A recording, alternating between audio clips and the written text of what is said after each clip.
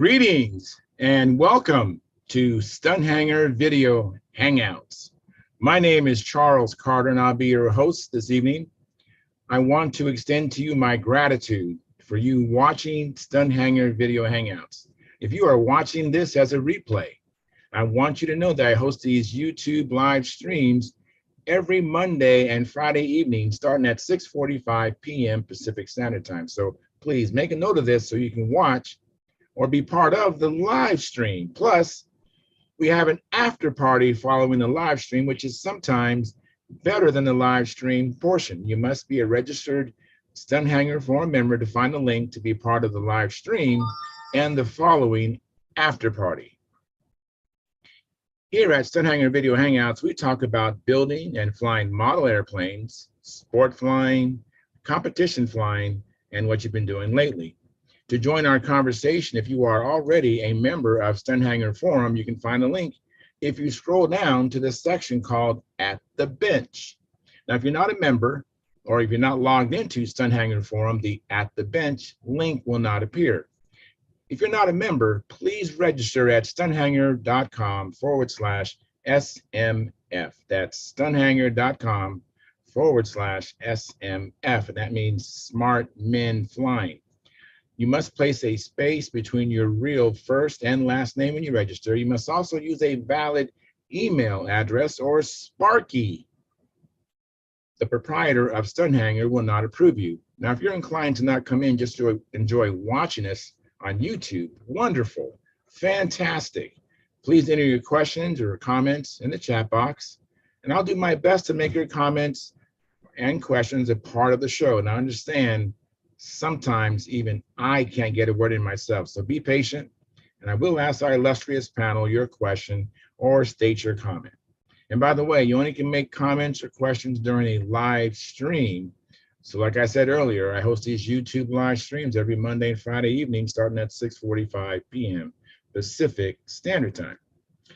If you find the Stunthangar Video Hangouts that I host or the many building videos, Saturday at John's, contest coverage, that Sparky does on this platform informative and enjoyable, please hit the thumbs up, thumbs up, thumbs up.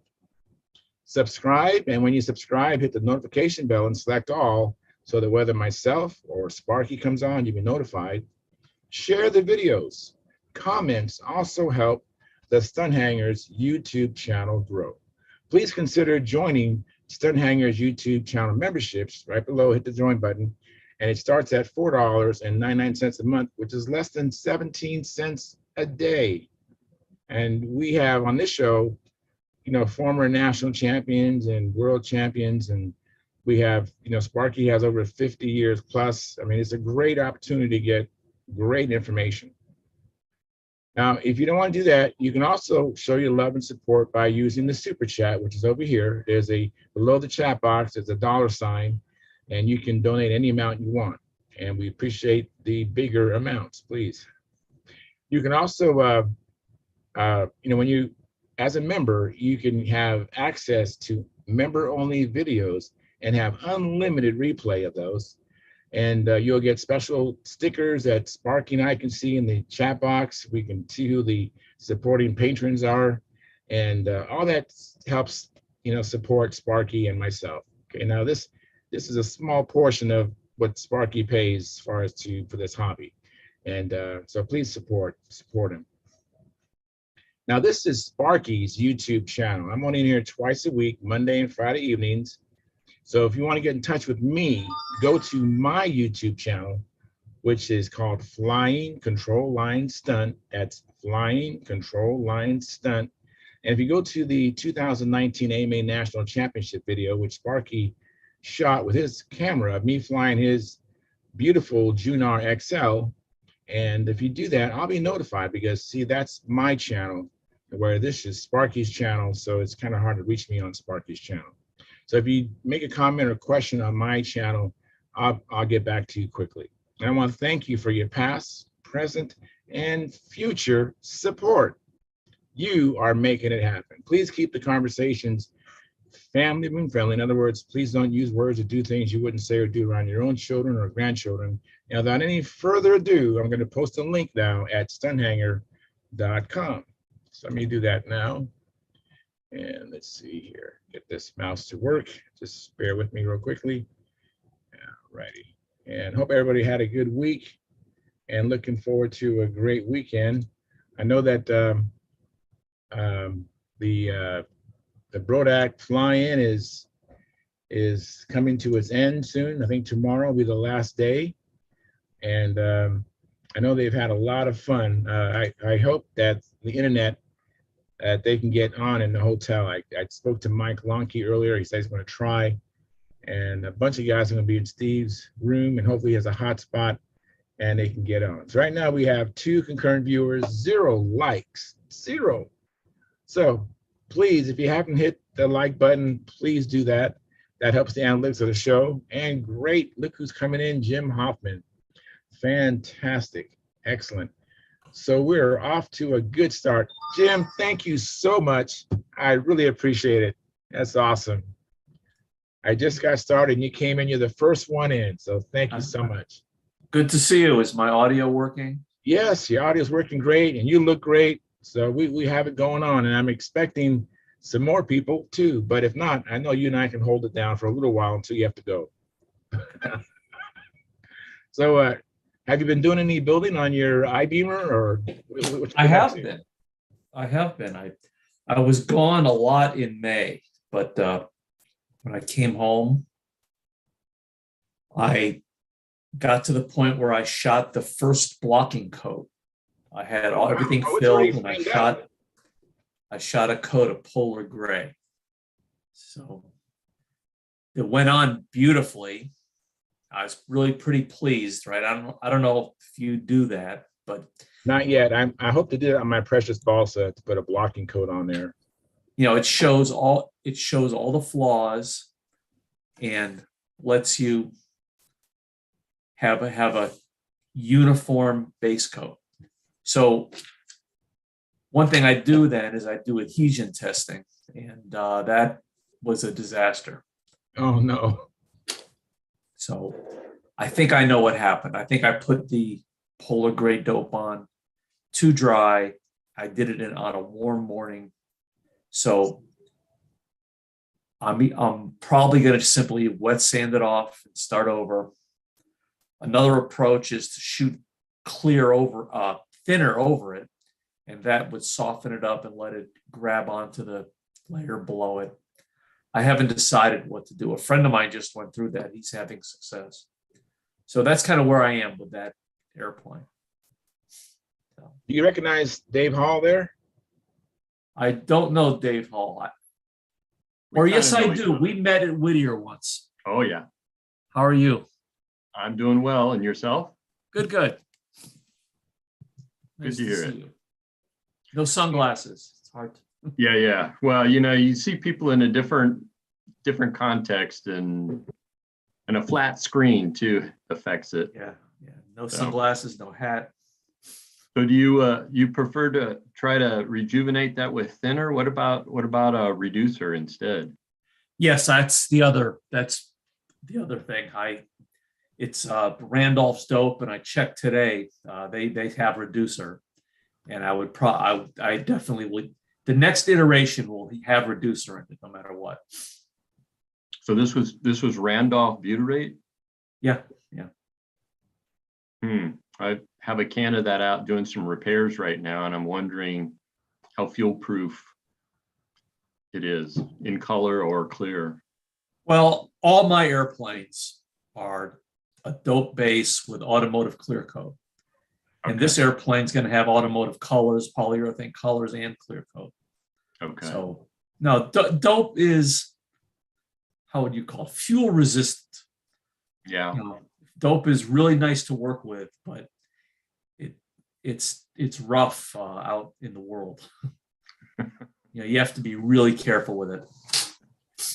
Well, I inherited a fancy pants that was painted SIG yellow, and inside the engine compartment, and when I got it, I don't think it had been flown maybe 2 or 3 times, but the dope was all starting to pull from the corners.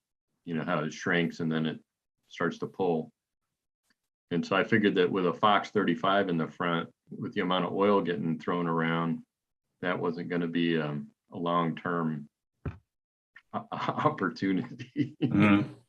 So I kind of stripped out all the peeling stuff and went back after it with some SIG yellow, but I'm real tempted to put in a Randolph clear coat because that's what I have. In the engine compartment? Yeah.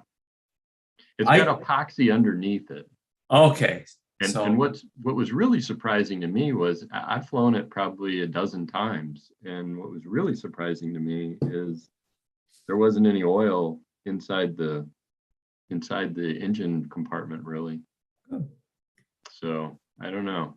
I don't paint my engine compartments. They get whatever overspray is out there, but I seal them really well with epoxy and I'm done.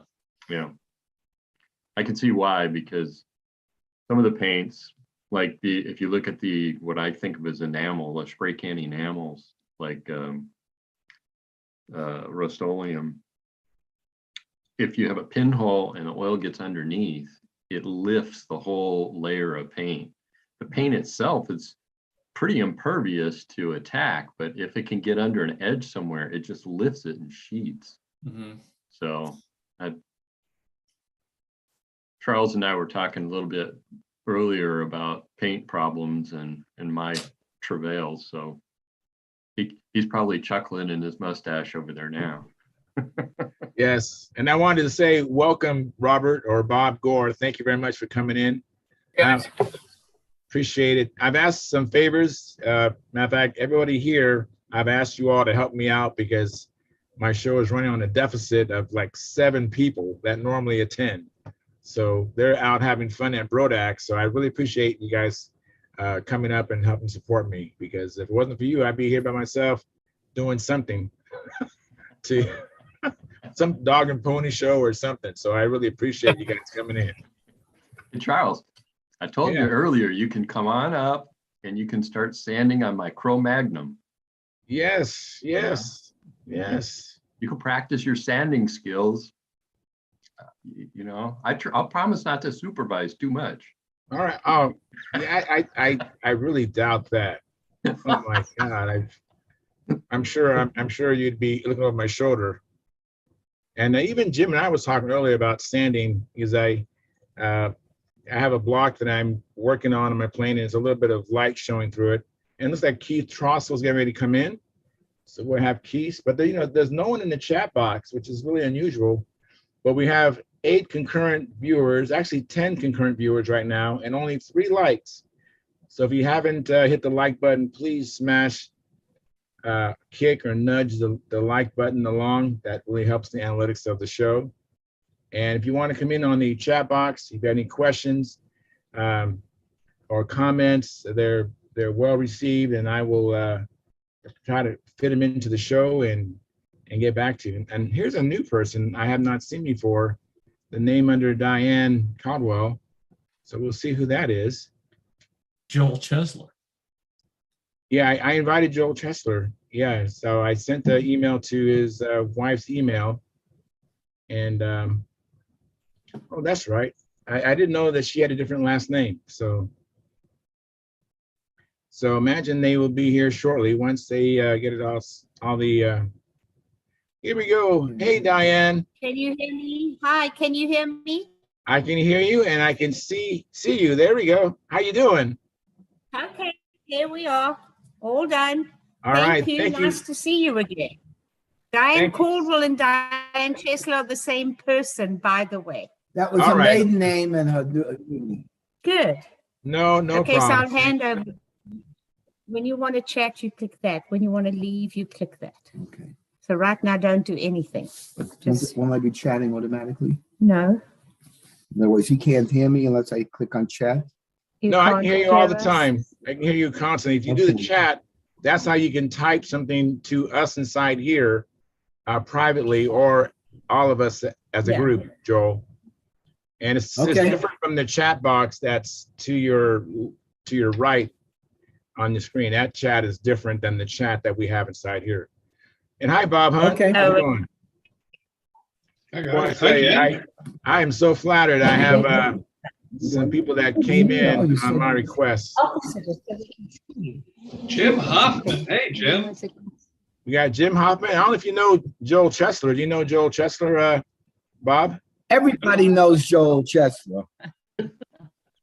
Joel, hi. Hi, how you doing, buddy? Good. How are you? Here I am. Yeah, I know. I see. Yeah. Joel from New York City? Well, a long time ago. Were you ever a roller skater? Yes, I used to compete.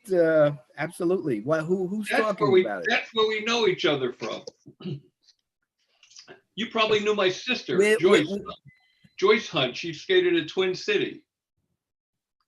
No, I never. I actually didn't start dance skating competitively until I came out to California. I never really roller skated, and when I came out here, I got interested in it. So I only skated in Southern California. We talked about this at one time, didn't we? Say again? We talked about this at one time together, though. It's possible. It's been a long time. I skated out of the Blaine Park Rollatorium ring. Hey, we got power back. And if that makes any sense. Yeah. And yeah, actually, I'm still an Okay, official elevator judge. I don't went work, through the but- program. I don't know. Everything else is working. Yeah, and we want to try to use your phone as a hotspot. Hey, Steve, I'm going to mute you, Steve. Are you on Dennis's? I sure am. Okay. Hey, Dennis, thanks for coming in, Dennis. Dennis, And Al, hello, thank you for everybody. coming in. Hey, hey guys. Hey, Dennis. We had a bit of a snafu here. The hotel power went out, and they're lighting it up one squirrel cage at a time. And they got most of the lights now, but they don't have the internet on yet. So we're all in Steve Hines' room. He's got the only room that has a couch in it. So we're all going to party down here. That's what happens. That's what happens when you go to a Motel 6. You got to upgrade yourself next time a little more. Yeah, we downgraded ourselves, I guess, to a comfort inn, a no comfort inn, I should say. And was that? Did you say that the Bates Motel? Is that what you're saying? yeah, The Bates well, Motel. Yeah, that's all I know is that this place charges by the hour. You know. Oh, I love it. Where is this? Let me write this. And you have mirrored mirrored ceilings too, Dennis? Mirrored ceilings and whatever else. Yeah. And then you put the quarter in the little box and it's you know that. Yeah, got all that stuff. So very good. What's that? Yes. Whoa, there we go. We got the rest of the crew there. Hi guys. Yeah, we're at the dairy in Uniontown. All right. Yeah, in Steve Hines' room. My problem now is my iPhone is set. It only sends audio to my hearing aid, so nobody else here can hear this. I'm gonna have to reconfigure here. We hear you fine, Dennis. Yeah, you can hear me fine. I can hear you fine, but nobody else here in the room can hear me. So. Oh yeah.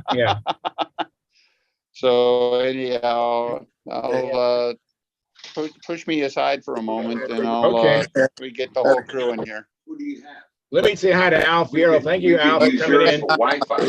You got it. Yeah, because we're leaving. We're at the dairy. Samantha knows how to do it. She'll be here in a few minutes. Pagani, Tom Luciano, Doug Benedetti. Hey, you guys, thanks for coming in, you guys. Appreciate it. But they're closing the lights on us. We got to go. All right. I know it's late back there. It's 10 o'clock back there. Yeah.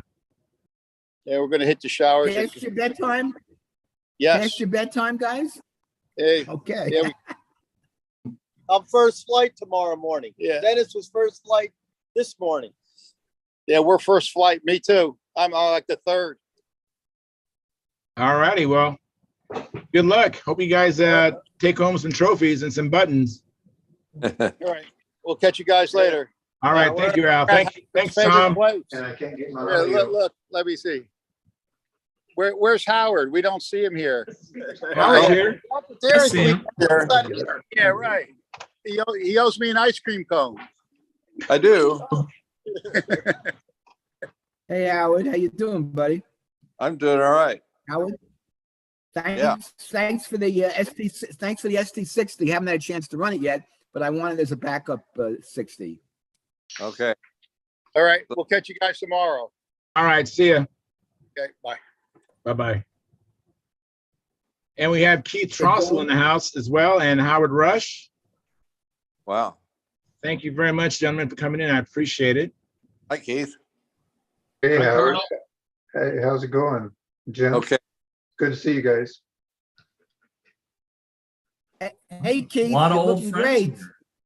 great. Joel, haven't seen you for a while. How you been? Yeah, same here. While I got you, let me we moved to Atascadero, or what the natives up here call paradise. And while I got everyone, let me welcome to Joel's Dream Garage. I'll quickly, if you got a moment, show you around here. Yeah, let me make you big so you can show us your garage. That'd be great. Let me make you big, Joel. Hang on a second. Let's see. Whoops, I think I've done something bad because No, it's I not don't bad. see. No, you just changed it to, that's good. That's good. You can see I can't see what you see then. Just We a see moment. your cars. Well, I can't see what you're seeing, and I'm trying to get, well, let me show it to you. Tell me if you get to see what I'm showing. This is Joel's Dream Garage. Can you get a view of it? Oh yeah. Yes. Tiles. That's Those are Italian porcelain tiles. I built this garage after we came up here, and those are Italian porcelain tiles, and I hired some Italians from Sicily to come here and lay it. No, just kidding. But I did have some incredible guys doing the floor, because as modelers, you know how difficult it is to get everything straight and lined up. Well, these guys did an awesome job. And if any of you guys are into automobiles, the one in the back, the red one, I've had I've had it since new. It's a 2003 anniversary ZR1 Corvette. And the one in the front, if anyone's, say again. You all said, wow. Anyway, the one in the front, the one in the front is very rare, and I wouldn't have gotten it if it wasn't that Diane has some clout and I was able to order it. That's it's a ZR1 Corvette, 755 horsepower. It's nominally the fastest production car in the world. Top speed is computer limited to 214, and that's miles, not kilometers. Wow. And anyway, this is it. I brought my gas pump from Southern California, and this railroad. Can you see the railroad? Yeah, we can. Hello? Yes, we can see it. John Wright was, I'll turn it on now. John Wright was kind enough to give me the train and the tracks, and I added all the accoutrements. Let's see, I can maybe. Hey, Joel, that looks just like that high-speed train that they're building in this, San Joaquin Valley. Is that where you stole that? That's probably true.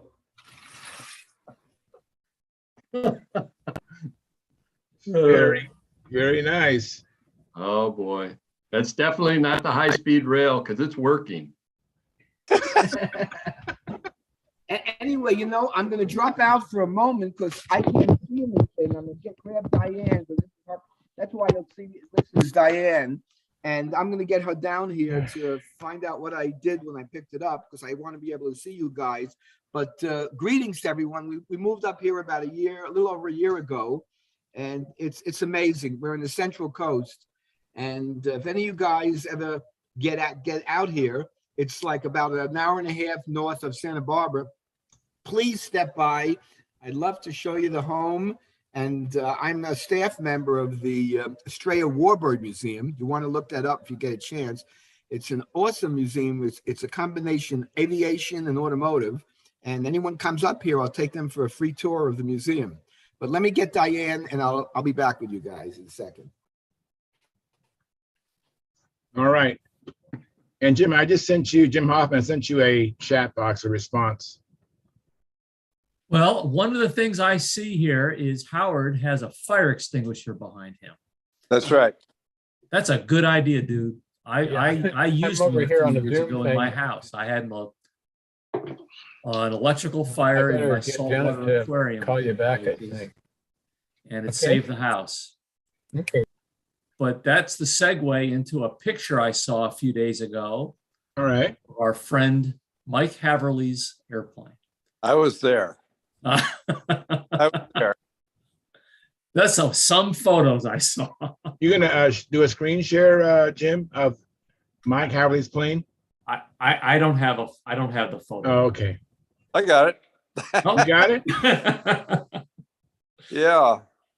And a video. Let's see. How do you do a screen share? I can do it. Down in the bottom of the screen, you'll see a green button says share screen. But you want to first have your picture up in whatever Okay. application you I'll cue up the picture. queue up the picture. There we go. So Mike Haverly, this is an e-powered profile airplane. And from what I read, he had a screw on his hatch that was longer than it was supposed to be, and he must have screwed it right into the battery. Oh, And no. I don't know the sequence of events, but it ended up with a pretty serious fire. Oh, no. Is It's that so at the bad. field? Yeah. At the field. So what'd you guys do? Pour dirt on it, or what'd you guys do to extinguish the fire? They took pictures. Well, Just let it burn. what I did was just to tease him about losing another Igor prop on the same day as he was tightening the previous one and broke a blade tightening it. So when this airplane caught fire, I yelled, "Save the prop!" He didn't, though, of course. Oh, that's too bad. So do you have a picture of Howard? I just see your Howard's iPhone. I'm working on it. Okay, you're working on it? All right. So on Facebook, I saw 2 or 3 pictures. Mike posted a picture. I think Tim just got a photo. And Mike, ever the optimist, says he's going to fix the airplane. Wow.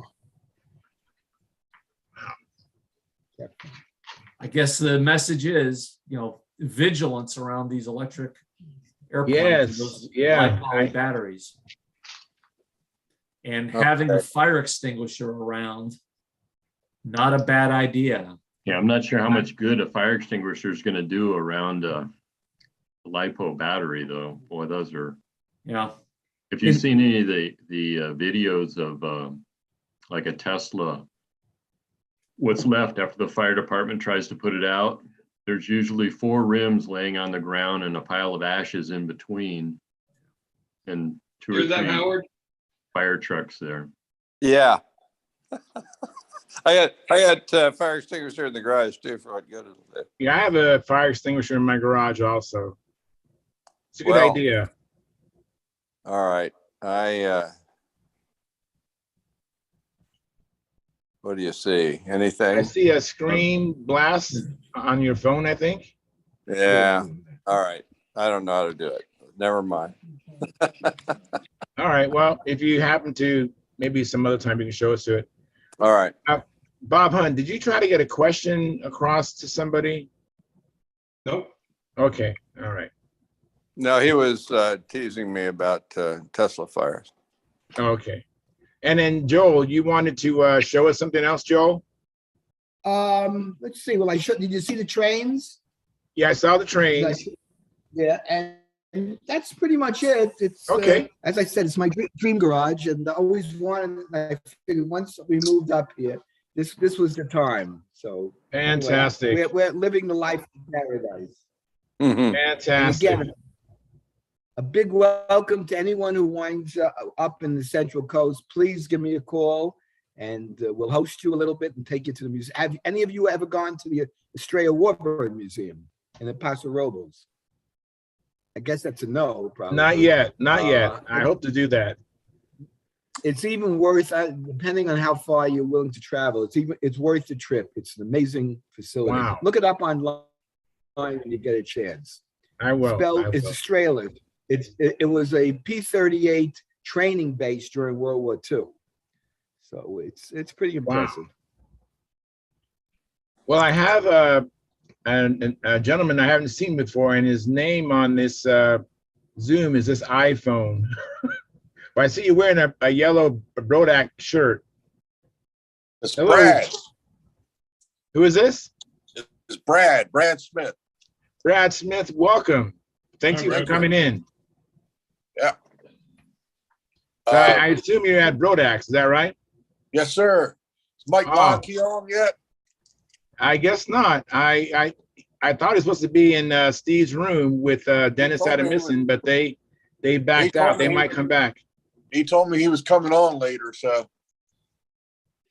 Yeah, they. By the way, I'm sorry. Go ahead, Charles. I didn't mean to interrupt. So, Brad, are you going to fly tomorrow? Or what event are you going to fly in tomorrow? I fly advanced PA. All right. By the way, I normally fly a biplane, but I took out the top wing today. Hang on one second, Joel. 1 second. Yeah, sure. No rush. Go ahead, Brad. I normally fly a SIG Ultimate that's been converted to control line. It's a biplane. And I was flying a little low, took the top wing off. Dennis saw it. There's Dennis. Yeah, Brad come by about a foot off the ground, and everybody's saying, oh, that's all right, but not so low. Next time he come down on the ground.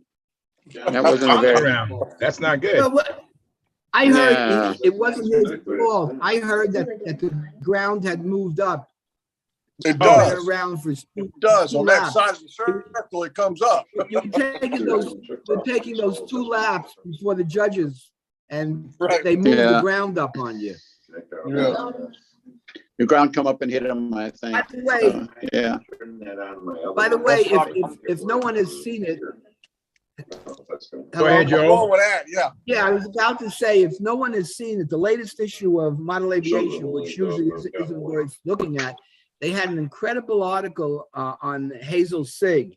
And of course, I knew a lot about her. We were even in Montezuma and got a personal tour of the Sig facility. But she was even more amazing than I ever thought. If you haven't read the article on Hazel, it's at the beginning. It's about 3 pages long. But what a woman she is. And she's 100 now, but she was amazing. Raced motorcycles, raced Corvettes, was an aerobatic pilot and instructor. She was just an amazing lady. Wow. I don't know. So I highly recommend that. Highly recommend that article if you haven't read it. I saw her fly combat with Bert Rutan. Full scale? Who? No. Who did she fly with? Bert Rutan. Okay. How long ago was that? Oh, 20 years ago. I think it was in a Lincoln. Yeah. Well, if it was 20 years ago, Howard, she was still 80, so that's pretty good. Yeah. Bob Wheatley, thank you for coming in, Bob. Appreciate it. And looks like we have John Miller, but his video is not showing up. And then of course we have 2 Keith Trossels. Sorry about that. Hey, they clone you? Hey, Keith. Hey, Keith, what did they clone you? What's that? Did they clone you? If there's 2, No. You say there's 2 Keith Trossels. Have you been cloned? Yeah, I tried to start on my computer downstairs and I can't get a picture running, so I came up to use the wife's. So hello, everybody. Hello. Hello, Keith. How's your wife doing? She's doing great. Thank you very much. Hey, give her our regards. Yeah, I'll do that, Joel. It's great seeing new faces on here tonight. Welcome. Thank you. Yes. So the new faces, Bob, is Robert Whitley is Dave Hull, which is McSlow. He's been here. And then I think you've seen Jim Hoffman before, right? Yeah. And then Brad Smith, who's at the Brodaks right now, and then Joel Chesler, which is AKA Diane Caldwell, and I think everybody else, hey, and John made it in. Hey, John, very good. Hi, how you doing? Right? Can you see me? I can see you. Fantastic. So that's not a new. Is That's that not a new John Wright? person. No, this is John Is that Miller. John Wright? No, John okay. Miller. Are you familiar with John Gotcha. Miller? He's been out with the Narrows before. I don't recognize him. Well, let me see what he looks like when it finally pops up. Oh, he's ugly. I'll make him bigger so you can see him.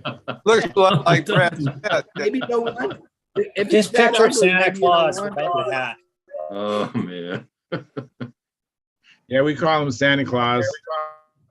I think he disappeared. What happened to him? I'm trying to. He's normally not shy like this. There's his voice. Hi, John. It says that my camera has a line through it. Hi, all. What happened, John? We put you on the spot and you disappeared? Can you hear me? We hear you, John. We just can't see you. No, can you hear me? I hear you. Yeah, it says my camera is not No. Well, hopefully you'll get that you're on your laptop, your old laptop still? running. So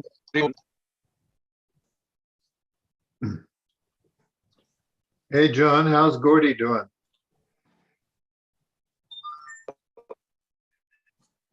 I think we lost John. Hey, Brent Williams, he's in the audience. Hey, Brent, can you tell us about Gordon? How Gordon's doing, Brent? I have Brent Williams in the chat, so maybe he'll respond and I'll be able to give you an answer, Keith. So I have Brent Williams saying, hi guys, happy Friday. And then Keith Bozell says, good evening, missed flying today. Yes, Keith, you missed a bunch of wingovers today. That's mostly what I did today. And anybody who's ever flown with me. last I heard, Gordy's doing okay. He went into a specialist and the specialist kind of took a big hunk of skin and muscle off his index finger. So that's the last I heard. He's seen a specialist. You're breaking up, John. John, how is Gordy's weight doing? Is he watching his weight? Right now he has bigger concerns, Joel. He actually stuck his hand. He stuck his hand into some electric, no, excuse me, not electric, but twin APC blades. Not good. No, I think they were 8.6, so you can imagine the revolutions. Well, John Wright did something analogous. He stuck his arm into carbon, not carbon, I think it was fiberglass. He stuck his arm into it and has like 6 staples in his arm, but that's just no after effects, but not a good thing to do, that's for sure. No, and here comes Brent Williams, so he might. Hey, Brent, I know your audio is still connecting, but we have some concern and questions about Gordon Delaney. Can you fill us in a little bit more? Oh, jeez. Did you copy that, Brent? Yeah. There we go. All right. Did you hear my question, Brent? Yeah, Gordon, I talked to him today, and so it took a giant chunk of meat out of his finger, and what they elected to do was not to stitch it up. They elected to put a kind of a cast type thing that he can take on and off to let it air out a little bit, and just kind of let it grow skin back. I mean, it's a big chunk of his finger just gone, on the front part of his index finger, but there was nothing to stitch back. So they elected to just leave it open, let it heal. So he said when they take it off to air it out, it gives him about 3 hours because it angers the thing, and then it feels okay once he puts the little cast cap thing back on his finger. So he said he's working on it quicker right now, so he's not that much on he's in the shop building away. So Okay, well that's good. So, I mean, it's good that he's building away. He's working on his Heinz 57 plane, but he's afraid to stand on it with a cast on his finger, put gouges in it, stuff like that, So, but yep, that's the current state ordinance. Yeah, your audio comes across kind of choppy, Brent. So hopefully everybody understood what you were saying. I'm sorry about that. Yeah, it's okay. That's all right. I can make it out, Charles. Like Brent's artwork. And Dennis, sorry. That picture was my son's representation of his school principal when he was in kindergarten or first grade. Can I see it again? Very good. Oh man, that was what his mind's eye thought his principal looked like. So, I sheeted my first foam stab and elevator this week, so I feel pretty proud of myself. So, and very Bob good. Hunt would be happy. Bob, I used your tutorial to do it, so it was my success story for the week. Work okay for you? Actually did some building. So, yeah, I used 6-pound wood, so it's an impact sized stab elevator. So it's 4 ounces, which I wish I would have 4 pound. This is Joel Chester. Are you the one stealing all the 6-pound wood? I was wondering why I can't get any more of the light stuff. No, you gotta pull that. Most of the guys are using 4 pound. 6-pound wood is not light stuff. No. So it is. And I used a little. I don't know. Little too much glue, but for a first try, I'm fairly happy with the work. It's amazingly rigid. I can't believe how rigid that sheeted foam stab is. Just unbelievable. I put a 3/8 by 1/8 vertical spruce spar in it, so that should really stiffen things up too. But hopefully it stays together. So. Looks like I'm down to about 2% battery, so I'm going to jump off the video here. But I just wanted to give you guys an update on Gordon there. So, thank you. I appreciate that. Thanks for the update. Along on YouTube. I see you. All right. See you on YouTube on the chat box. Fantastic. So I got to see some of Sparky's videos on Brodak. That was really nice that he was broadcasting those. Yes, I've only seen a couple of the videos. Which ones did you see? I saw the Junkyard Wars, the half A stunt, some of that anyway. I saw Mike's flight.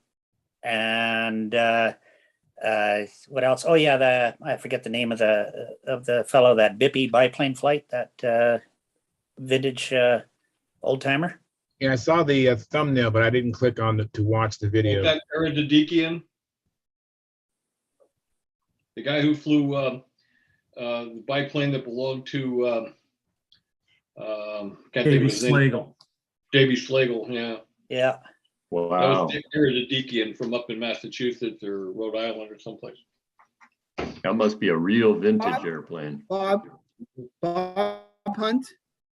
Hello, Bob Yes. Hunt. Yeah, yes. I'm Davey Slagle is one of my idols from what I've read. What did you say about Davey Slagle? I missed that. What were you saying about Davey Slagle? There's a gentleman up in New England. I think it's Massachusetts or Rhode Island, who was good friends with Davey just before he died, just a couple of years back. And Dave was into radio control flying, but he had a biplane, I think that was could be flown either radio control or control line. And Era took that out to the Brodak fly-in memory of Davey and flew it out there. I got it. I'm everything I read about him, I'm in awe of the guy. He sounds like he did things that we still can't do. I heard a story once that when he was obviously a teenager when he was active, he actually flew between two telephone poles, and when the line started wrapping around the pole, he'd give it the opposite control. So he was doing figure eights from one pole to another. I don't know how true that was, but I was blown away to hear about the things. The secret to that is keeping them in the left half plane. What do you mean, downwind? We're probably, well, there might be 3 or 4 of us who got that, but never mind. Joe, you have to think about that for a while, okay? I'll do that. Okay. I'll write that down. Another video that should be mandatory watching for all stunt pilots is the little forum that they had on Pampa and what's happening with it and all that stuff. So it was quite informative. I saw that thumbnail, but I haven't watched it yet. There's quite a few videos from this week's gathering at Brodak's Fly-In. So if you go to Stunthangar, the YouTube channel, you can see all those videos. And I think even Mike Lonke posted some on his Facebook. I think it's called Control Line Flying. And I'm quite looking forward to seeing some of the footage that Sparky shot with his camera that he hasn't been able to do anything with yet, especially the inside of the Brodak Museum. Yeah. The memorial was quite touching too, to John and everybody. Oh, I bet. The museum looks pretty impressive, you guys. I don't know if you've seen that, but that looks phenomenal, what I saw, but which Mike Lonke shot. That museum looks just magnificent. There's John.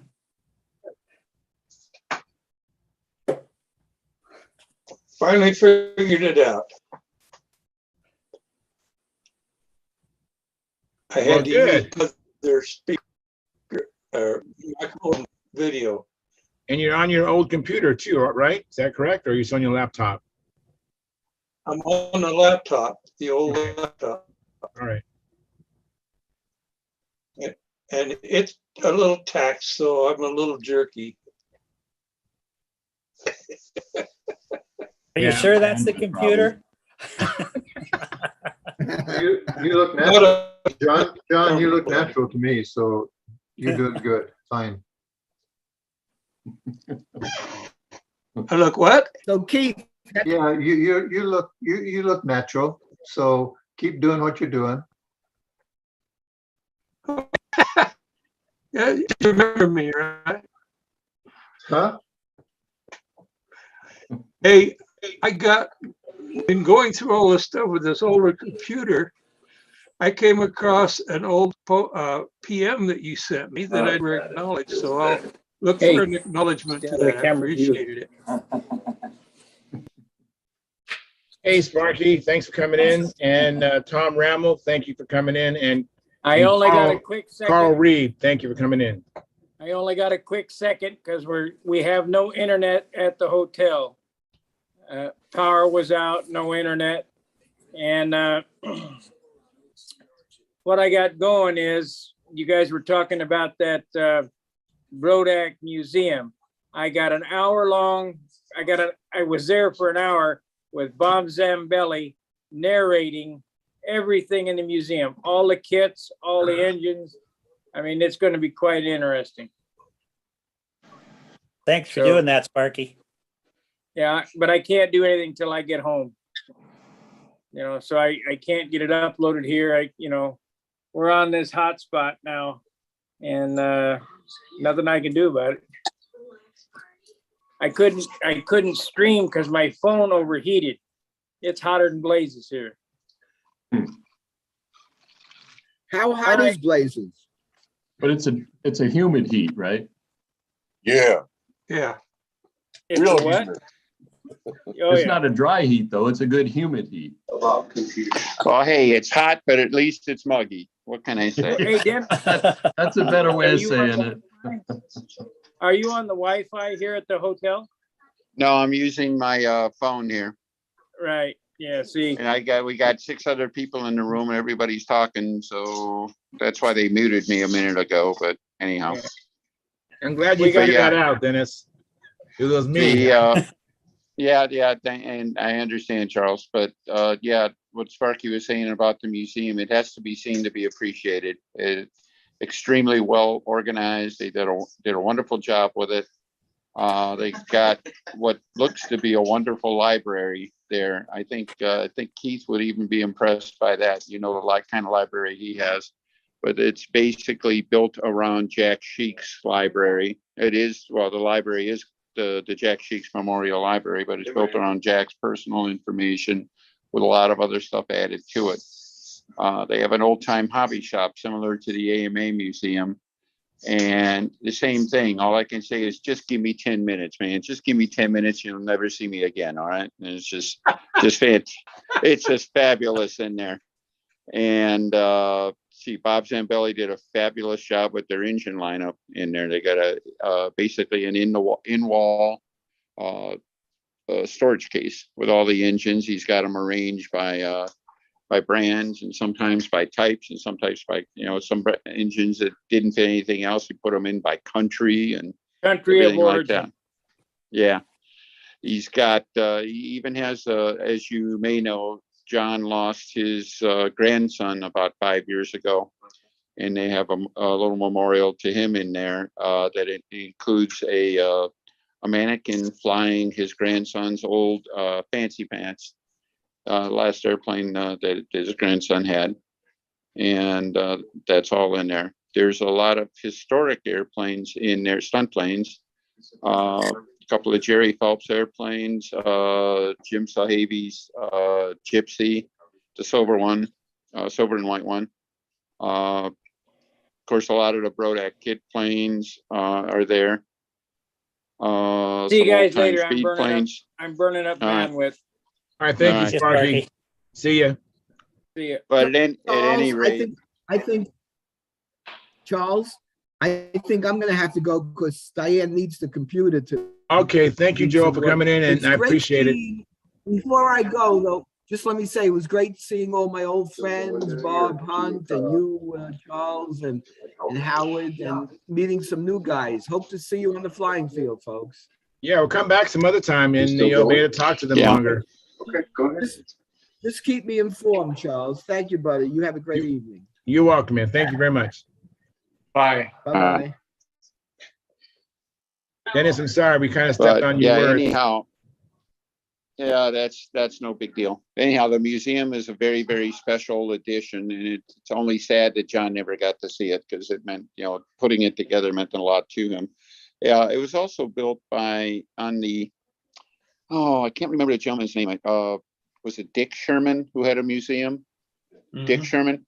Okay, and he was actually, I think, written up in Model Aviation a few years ago. Well, when Dick passed, John got all of that material, and so there's really a lot of background in it. There's a lot to see.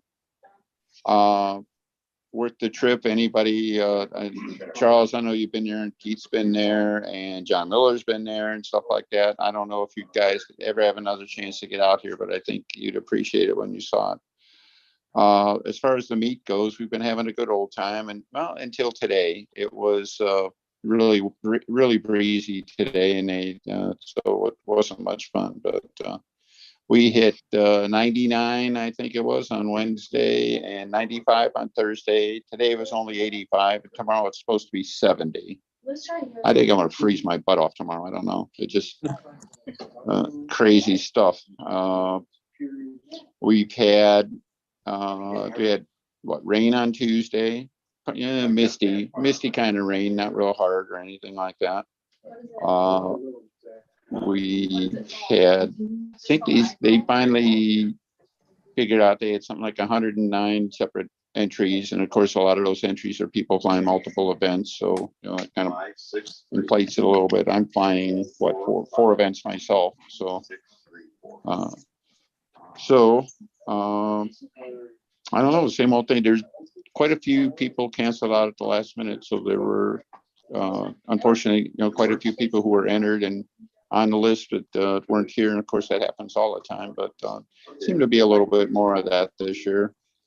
We had the banquet tonight, best fried chicken dinner in the planet, and some really good things going on.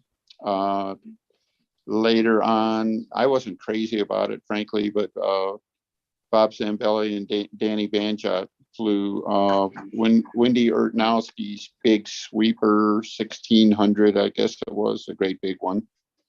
And all I could think of is every part of that airplane is a minimum at least 42 years old.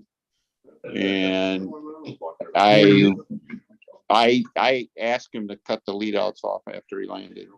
I don't think he's going to do that. More than that, it was built in 1963 and flown in 64. No, this is the later one. The one he had in Ohio. Yeah, the great big one though with the FSR 61 on it. So, I think it was like an 8-pound airplane or something like that, brand new. Every part on it. I cut the wing and tail for that airplane. I don't know. I don't know, Bob. It probably used up every piece of foam you had in the shop, didn't it? That would have used up most of a 4x8 sheet all by itself. You got a great story about that airplane when you're done. Well, remind me. I'll tell you. Yeah, go ahead. Why don't you jump in? Well, I didn't want to interrupt your story. Yeah, that's okay. Go for it. It was at the night Wendy and I went to the 1980 Nationals together. And that's just after he came back to the hobby after a long hiatus. And he decided to build the foam sweeper. I wonder if I got to go to the open one and then go. What's just going on there? I got it. I muted him. It's the background in Dennis's place. Go ahead, Bob. We went to the Nationals together, and that was the Alligator Nationals. If a lot of you who are older remember that. We're on the way out there. We stopped at a gas station, and Wendy found these alligator heads on a stick that moved the alligator mouth up and down, and it became the Alligator Nationals. And I can tell you stories about that. But at any rate, we got out there to the circle, and we launched the sweeper, and the lines got slack, and they caught something in the runway, and it turned the airplane towards him. Oh no! The airplane was chasing him around the ground for about 30 seconds, and it never got airborne.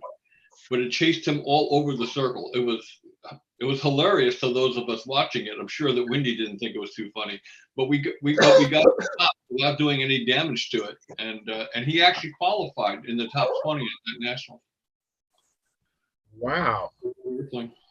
So what did they judge as takeoff? Well, that was in a practice flight. Okay, that's about to say.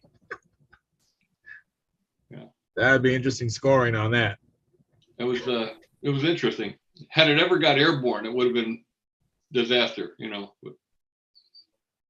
Yeah, I've been chased around by a plane before. I ended up breaking my back trying to save the plane. Oh man.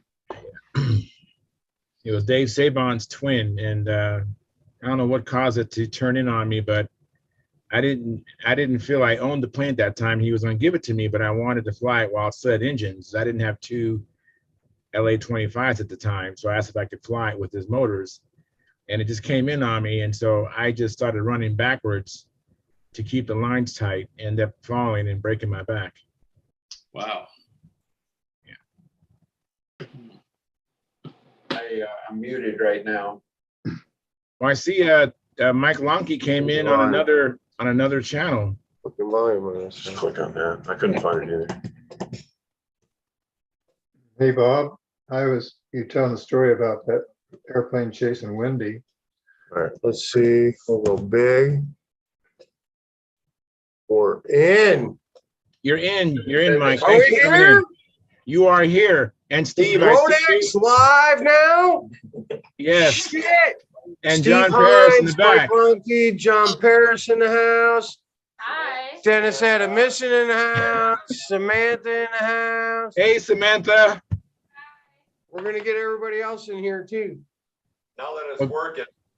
Oh my God. Very good. Very good. We had no internet, no electricity. John was supposed to be here. We had no air conditioning for like 3 hours in this hotel. It was brutal. It's terrible.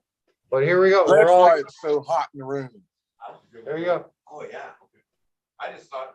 Well, if they're complaining about the air conditioning, they must have run out of cold beer too.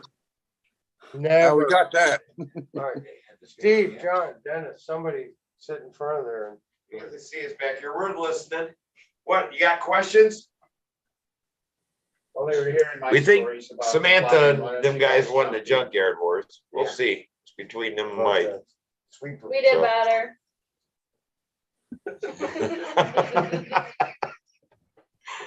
So they announced the results tomorrow? Yeah, they wouldn't do it tonight. Why don't Okay. you explain about the SV11s that were sold out and now there's a whole bunch. And Oh, yeah. They can buy one. Tell them they can buy one if they want. They found 60 SV11s of the ARFs in green. Both electric and. Both electric and gas. When Bud, talked to them, she had them bring them all over. When they're gone, there won't be any more of them. But when the ARFs and whatever, when they're gone, there will never be any more. They found a bunch of vectors as well. Oh, they found a bunch of vectors as So well. there should be more colors available if people are interested. Yeah. So They may not be listed on the website right now, but if you call, you can buy one. you hear that? Yeah. It may not be on the website, but if you call, you can buy one. If you want one. If you don't want one, don't call. Yeah. But if you want one later on, call me and I'll sell it to you for a lot more money. Because I'm just saving that to when people are like, damn, I wish I would have bought one when they're cheaper. And they had them in stock. You guys gotta understand, we're all a little punch drunk, man. We've been here for 6 days, man. We've all been here since Saturday. And flying events every day. Some of us 2 events a day. Hot, sweaty, almost passing out. It's been awesome. But like our heads aren't right. We're ready to go home tomorrow. Last round of PA tomorrow, and then we get to go home and figure out what we did for the whole week. Brad Smith, Mike- big man Brad, he's here. He Yeah, watched Brad everything. Smith's here.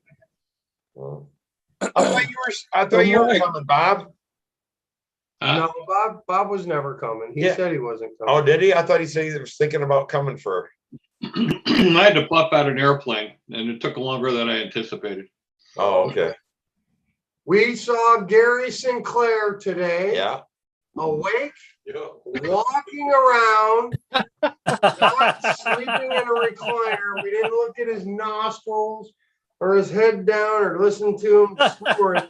Gary Sinclair was actually on 2 feet walking around watching everything that happened today. I asked Gary to go over by Len and both of them dropped their head to see if I could recognize him. And did he? They just laughed. I told Gary Sinclair, I told Gary that when he walks around, he's going to be surprised that people are going to go, I know you. You're the one who sleeps on the Hangout. It's good. It was good to meet Gary in person. With his eyes open, so. Yeah. Turn this around. We got Denny over here and John Paris too. You guys gotta join in the conversation. It looks like the party's in your room. I knew it had to get, but I'm like, what? I did that. It's the last one. All right. I'm going to mute you guys. Both guys, anyways. I had a question for Mike. You had a question for Mike? They can hear you What still. did your buddy do? Mike? You got to unmute your mic. I muted your mic, Mike. Hey, Sam. Congratulations, Sam. You want to unmute your mic? How did your neighbor buddy do?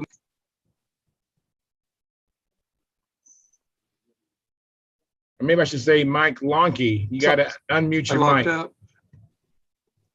Here we go. Finally. I want to tell you, Mike and Sam, I was judging half a stunt yesterday, right? And Mike and Sam put on quite a show, something I've never seen before. Mike was all set, try to put up a flight and everything like that, coming through his reverse wing over, and he's going to just blow my eyes out with a 4-foot pull out that was about 4 feet too low. Okay. Breaks the airplane in half and everything like that. I figured that's it. Now, of course, in true combat tradition, they get the CA, they get the epoxy, or they put it together and everything like that. Now it's Sam's turn. Sam goes out and he's gonna do the 4-foot thing. Make a long story short, both divots were within about 3.5 feet of each other. All right. I was putting in the same hole I did. Yeah, that's it. Now, Sam, tell But him the what apple he doesn't fall too far from the tree, I guess. remember. Tell him what he can remember and what he can't remember. He can remember how much beer's in the leftover in the cooler, but he can't remember to put his overhead eights in before his clover. It's okay. I have a question. Did anybody forget the new clover entry and do it the old-fashioned way? Nope, Nope. not yet. Not yet. Not all week. Everybody's been doing it right, Bob. And everybody says they really like doing it the new way. Yeah. So You remember how you started at 45? Yeah, you start at the bottom. So we did, And you bring it up. Sam took third in Nostalgia 30. I took first in Nostalgia 30, both flying the SB11, which is pretty good. Sam got second junior in profile. Sam got second in Sportsman Clown. Very good. Right. And I got third in half a stunt, even though I got one good flight in, but then I augured it in on the second flight. But I got third in half a stunt. And I think we're in the running for Junkyard Wars. We got to wait till tomorrow to see what the scores are. Who won half A? Who won half A? Chris Fretz. Chris Fretz won half A, and Frank Donnelly came in second. And Chris Fretz put up like a 499, I think. He almost busted 500. What was he flying? What was he flying? What did Chris? Half a Pathfinder. Half a Pathfinder. Oh, well. Yeah. Yeah, John Miller. Pathfinder. Half a. You get half credit for that one, John. second place was also Pathfinder. Yeah. Jim Vigani and Al Ferraro both crashed their beautiful airplanes and broke them all to HE double hockey sticks. And there was other crashes that happened. It was, in all fairness though, yesterday it was blowing 25 when we were flying half a stunt. It was horrible. It was awful, awful weather. But a lot of us still flew. So in this morning in the first round of PA was horrible. Some crazy guy tried to take a big old giant biplane out there and fly PA advanced with a big giant biplane. Brad Smith, why don't you tell him how that ended up? Oh, we already covered that ground. Oh, you did. Okay, you did. All right. It's a monoplane now. Yeah, but it was awesome. It was awesome to watch. So, and then we had the junkyard thing, and that was really cool. And A lot of fun. our Decadian, I'm sure I'm ruining his name. Dedekian. Okay, he flew David Slagle's built biplane, control line biplane. He put in a demo with that. And if anybody knows who Davey Slagle is, like he won the Nats back in 1862 or something like that. Not quite that far back, but okay. But it's 3 years in a row. It was really cool to see that biplane go. And then Danny and Bob flew the big sweeper, which was kind of scary because it was big and really scary and really big and really scary. We got the other round of PA tomorrow and trophy handout, and then everybody goes home, and then we'll see everyone at the Nats next month. Yeah, I flew that sweeper in 1980 and my arm is still sore. I'll bet it is, Bob. I'll bet it is. So that's all I have to, we had clown racing too. Yeah, we had some really cool fun doing clown race, 15 sportsman clown. That was a shootout and that was a lot of fun. Sam had a good time and the Alamo boys were in there and yeah, it was a lot of fun. Well, I mean, they won, but they're figuring out what's both stunt and what's next. I mean, so Phil was here for a couple days. He was here for a few, and Phil judged, I think, one day, right? Yeah, I judged, and it was a lot of fun. I worked with Sparky. That ought to tell you the kind of day I had. I saw that video. Actually, I saw that one. He's a lot. He's a hoot. I didn't know what he was going to say next. You're the understudy. He grabs. We're out there. It's hot. It's hot. It's beautiful weather for flying. I thought it was going to be an outstanding day. It was raining. When it didn't rain on us, it was cloudy. So it was an outstanding day. But anyway, people were still willing to come out and fly. But we get out there and we start flying, and Sparky grabs a bullhorn. And he calls somebody, whoever's next name, and says, "You are invited to the circle." Mm-hmm. And I thought I was going to fall out. I said, my God. And he's standing 5 feet from the camera, which is the microphone for the video. And he's hollering with a bullhorn. I thought, Lord have mercy. Oh, well, one thing about it, the people on the video got to hear it, that's for sure. But yeah, I heard that. I forgot who he introduced to the circle. Yeah. I forgot the contestant or he did it several times. The only confusion we had was we got John Simpson and John Saunders mixed up somehow at the desk. I had it on my sheet that John Saunders came down with a 6:21. I don't think I'll ever forget that. Not the score, the time. Sparky didn't have it on his, so somehow or another somebody told him that John had an overrun. Well, John did, but it wasn't John Saunders, it was John Simpson. And John Simpson came out with a beautiful new Cavalier. I mean, this thing is gorgeous. Powered by a Fox 35 that a friend of his flew in 1963. Bob Hunt could tell us about it because he's the one who sent him the motor. That was the Buddy Weeder's motor. It was Buddy Weeder's 1962 Falcon. He had a JD Falcon in 62. He took second place at the Nationals that year after having left out a maneuver and losing pattern points. He lost to Billy Werwich by like 8 points. So he would have beat Billy by a number of points had he done everything in sequence. But that engine was in the Falcon that Betty Weeder gave to me after Buddy passed. And I passed that airplane on to Nick DeTavio, with John DeTavio's son. But I asked him if I could keep the engine. He said, yeah, I don't need the engine. And I knew that John Simpson and Buddy Weeder were very close friends. So I sent both that engine and the backup engine he had down to John. Well, anyway, John had 2 beautiful flights, and I mean beautiful flights, but they were both overruns. And as a result, I don't know where he ended up. I didn't get to stay to see the scores, but anyway, they came to me and want to know what's going on. I said, well, here's the times on my sheet. John Saunders did not have an overrun. Trust me, I watched that stiletto. I like stilettos, and if there had been a Genesis there, I'd have been watching it intently. But I watched that airplane, and he didn't have any overrun. But they kept telling me John Saunders had an overrun. John Saunders did not. John Simpson. So anyway, I don't know why it was such a confusing matter. It was the 621 was on my card, and they knew I was the one with the stopwatch. So I had it on there.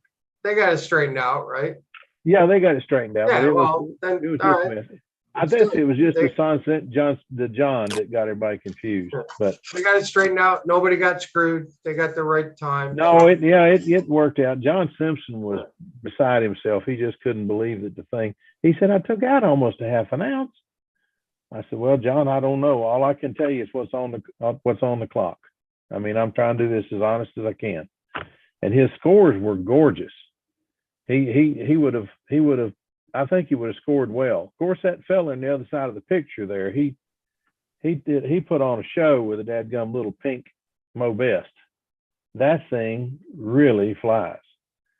And I was so tickled he asked me to fly it.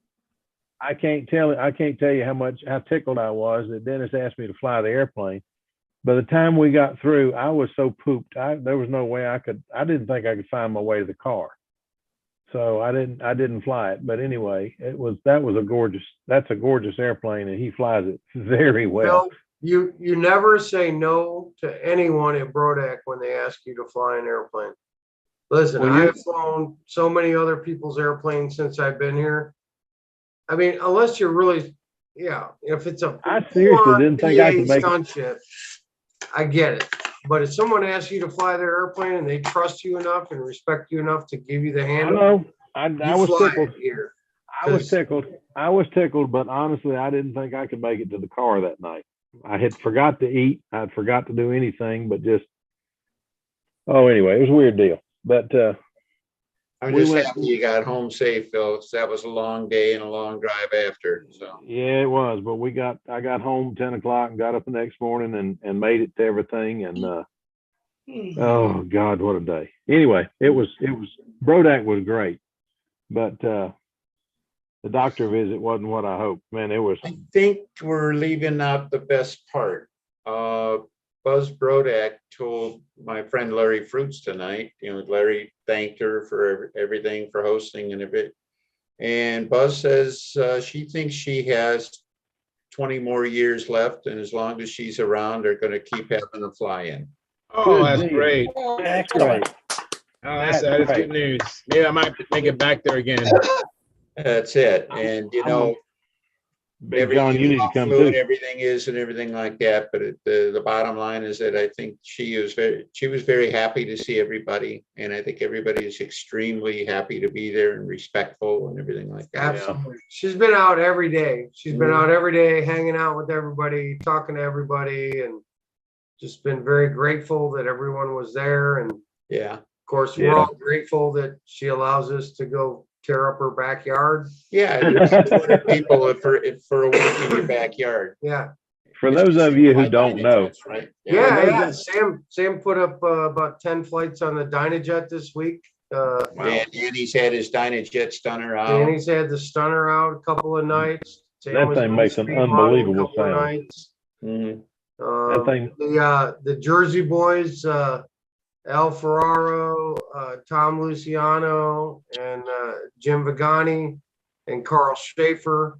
They had all their vintage combat stuff out tonight, and they were, they put on a show between Junkyard Wars and dinner.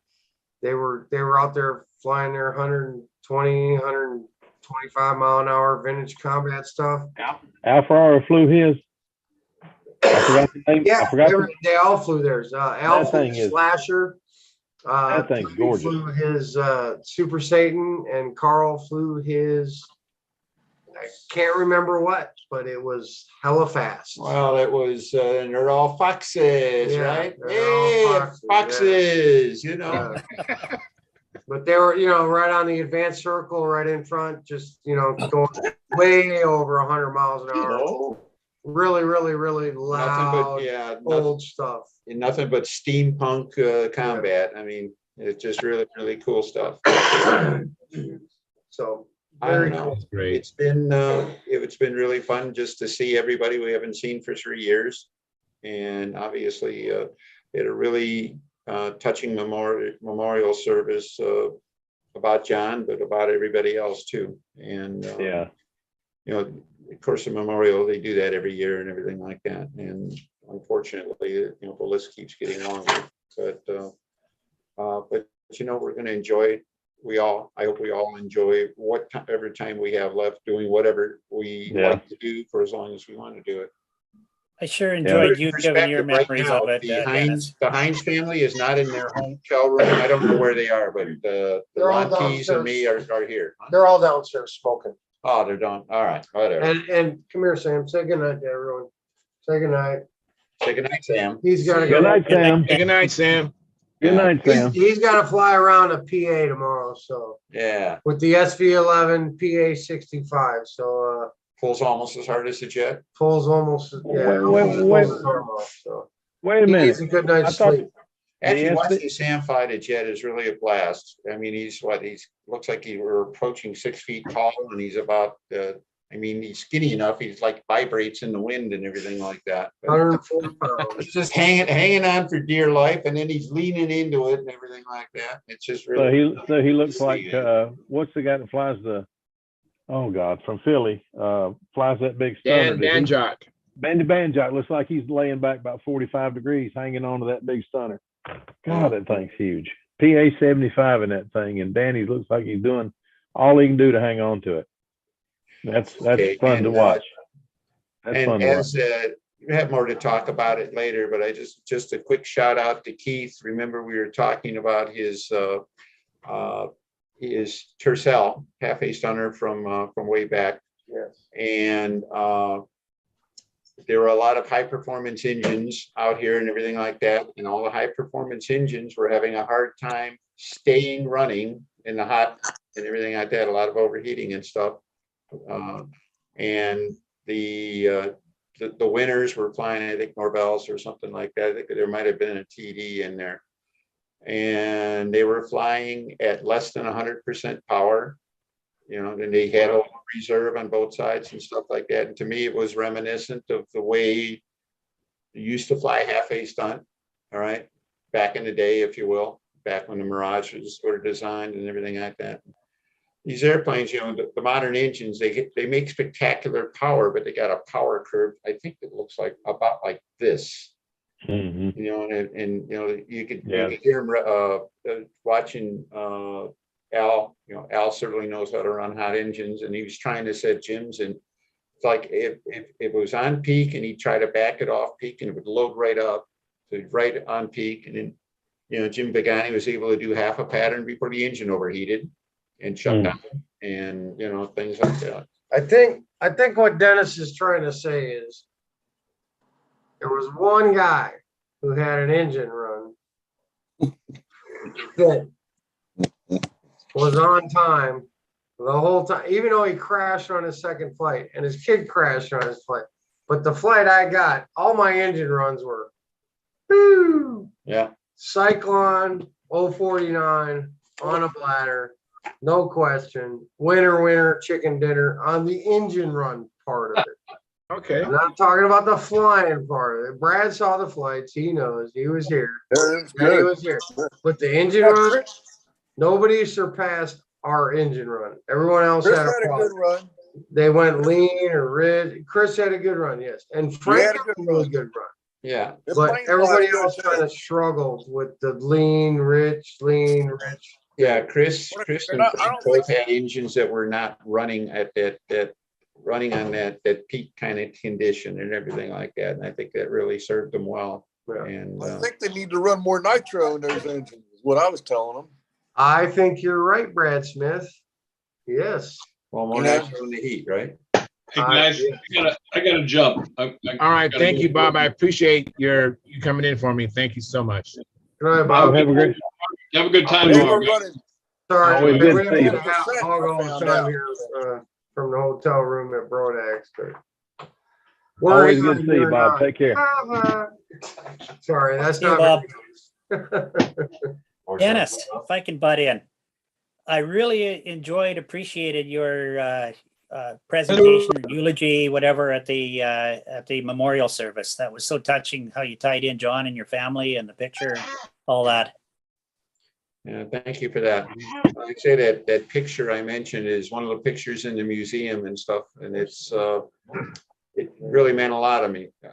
You got John, my dad, and Jack Sheeks, three of my favorite people in the picture, and we lost all of them within like 2 years after that. So yeah. Anyhow, That Thank was a God good for show. pictures. That was a good show. That was a lot of fun. So I haven't been able to find any of Sparky's videos online. Like say he's been having trouble, I guess, uploading and stuff. So yeah. It's funny, sometimes when I was looking for some, like the Pampa one, it was on there and I was going to watch it later. And then I went to watch it later and it was off YouTube. And then I tuned in again later on and there it was. So I watched it. So it seems like they're flicking in and out. Yeah. By the way, the overall view of that, Mark Weiss is dedicated to restoring Pampa, helping us grow. And I don't know that we could have anybody, a better person in charge right now. And I think it's up to all of us to try to help him out and try to get with the program, and also he's not dictating a thing. He's made the point, Pampa is all of us, and he wants everybody on board. And with the mission, the overall mission, the common mission is to just help the organization grow and get better, restore itself, numerically, but always be focused on trying to take care of our event. Yeah, I mentioned earlier that should be mandatory viewing for all of us stunt flyers. Yeah, I think it should be. Did you tell them about how much we got for the museum? Well, we didn't talk about that, but Steve and I, you guys know, we put that Mustang together, and final thing is we decided that we raffled it off with all the proceeds going to the museum. And in the end, we raised $565. Very good. Good show. Yeah. So anyone have ideas on what Dennis should build next year for Brodak? If he does a stiletto, Phil will be in. Yeah, I know exactly what. He should build a Magister. No, seriously, I felt really, and of course, Buzz was appreciative and everything like that. And it was good. I mean, we ended up giving an airplane with 4 batteries, set of lines, handle, and a charger. All right. The only thing it was missing was the 120 volt outlet. All right. So, and a guy just started. Don't hit your head, man. Don't hit your head. I'm glad you didn't hit your head. So yeah, he's just starting to build his first electric airplane, and he's like, oh my God, I'll be able to test everything, because what does he build, the Vector? Yeah, Vector 40. He's building. Who won it? Who won it? It's a friend of Will Davis's. Friend of Will Davis's. So that'll work too, because Will will be able to. No, I was really kind of hoping that Naomi. Yeah, I was hoping Naomi would win it. Phil, do you know a guy named Kermit? Yeah, Kermit Payne. Yeah. Yeah, he won it.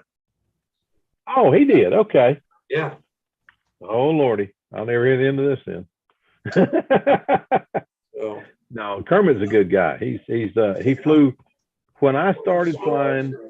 When I started flying contests in the 70s, he used to be down in Charlotte, and he was flying down there, and he's advanced down there, I think. And then he disappeared for a few years. He went to Ohio, and life got in the way. He had to have a career. So he went to Ohio for a few years, and then about 2 years ago, he retired and moved back to Kernersville. And he found Tommy and I and started flying with us. And Tommy, there's a bunch of us now. But anyway, Kermit flies with us, and he's a neat guy. I tease him because you see this guy and he's out flying. The wind's blowing, everything's going on, never a hair out of place. Aggravates me. He's always so neat. But anyway, I tease him about it all the time. It doesn't aggravate me, but I tease him about it. So we have a good time together. But you're muted or something. Who? MC slow. Yeah. No, he seems fine here. Oh, you can hear him? Fine here. Oh yeah. Yep. We can't hear him here. You can't hear me. Can't hear who? MC. It says MC slow. Dave, say hello, Dave Hall. Oh, you are muted, Dave. Say it again. No, you're muted. Yeah. 1, 2. Oh, yeah. There you go. Wrong. Now we can hear Charles, I was wrong once. That's when I thought I was wrong, but I was really right. Right. Right. I witnessed that. Go ahead. Okay. I You heard that. unmute yourself or something. You have no sound. Hey, I hear you now, Dave. Okay. Oh yeah, now I hear you. Yeah. there All you I, go. all I said, it wasn't a big deal. All I said- Hey, Charles, I think your friend there, Mr. Reed, is doing his best Gary Sinclair imitation. So, hey, if you heard it, all right. Yes. Yeah, don't get too comfortable, Carl, or you have a new job. Oh boy. That sounds like work. Work. Swear words. Wow. 4-letter word. What new job? Gary Sinclair's job. Oh. Gary, Or Len's. Len was supposed to be here tonight. He didn't show up. He's probably asleep. Len has had a rough week. Len's going Really? home Too tomorrow bad. morning. I got taught to washing machine itis this afternoon, so That doesn't sound good. Yeah. Len's calling in a contest. He's leaving. I watched the machine crapped out and went down by a new one and pulled the other one out and installed a new one. So you all know how that goes. Yeah. Keith, Yeah. What? package came today. Thank you so much. Hadn't had a chance to open it yet, but thank you so much. Okay. You haven't seen what's inside of it yet. No, sir, not yet. I'll open it a little bit. Okay. I'll get it in So a he bit. finally got your address, huh? Yeah. Phil and Keith. Yeah. I'm glad you guys worked it out finally. Yeah, it's been interesting. But anyway, they That's a pretty big package for the bill he sent you, Phil. Steve, I thought you was gonna be there early in the week. What happened to you? Did you bring Sam with you? She came in yesterday. She was talking here a minute ago. She went Oh, to bed. okay. Well, I hate I missed that, but anyway, how are you doing? Right now, my back is killing me. The steroid package they gave me to take wore off. My last one was yesterday, and I'm feeling it today. Oh, sorry to hear that. Yeah, mine's wearing me a new one today too. I don't know what's going on. I think it's a weather change. I come home from all that soggy weather up there and come home and it's stormy, soggy weather here. I mean, we had lightning showers today for about 3 hours. Our power was out for about 4 hours. So it's been interesting. Yeah, I called Jeff Truxler today, and he said I can stay at his house. I mean, he's about halfway. Yeah. Yeah. So if I can, if I'm hurting bad, I can make it to his house. Like I can spend the night there and then drive the rest of it. How far is it home? Huh? How long is it home? How many hours drive? It took me 8 to get here because of traffic. It's 500 miles. I had 6-hour drive home, and it went really well because I stopped every 2 hours and just stretched my legs and made sure I was awake. Yeah. So that went real well. But I got home, when I got here, I was about on my last legs. Well, here in Michigan, I guess they pay somebody to put up orange barrels for miles and miles and miles, and nobody's around.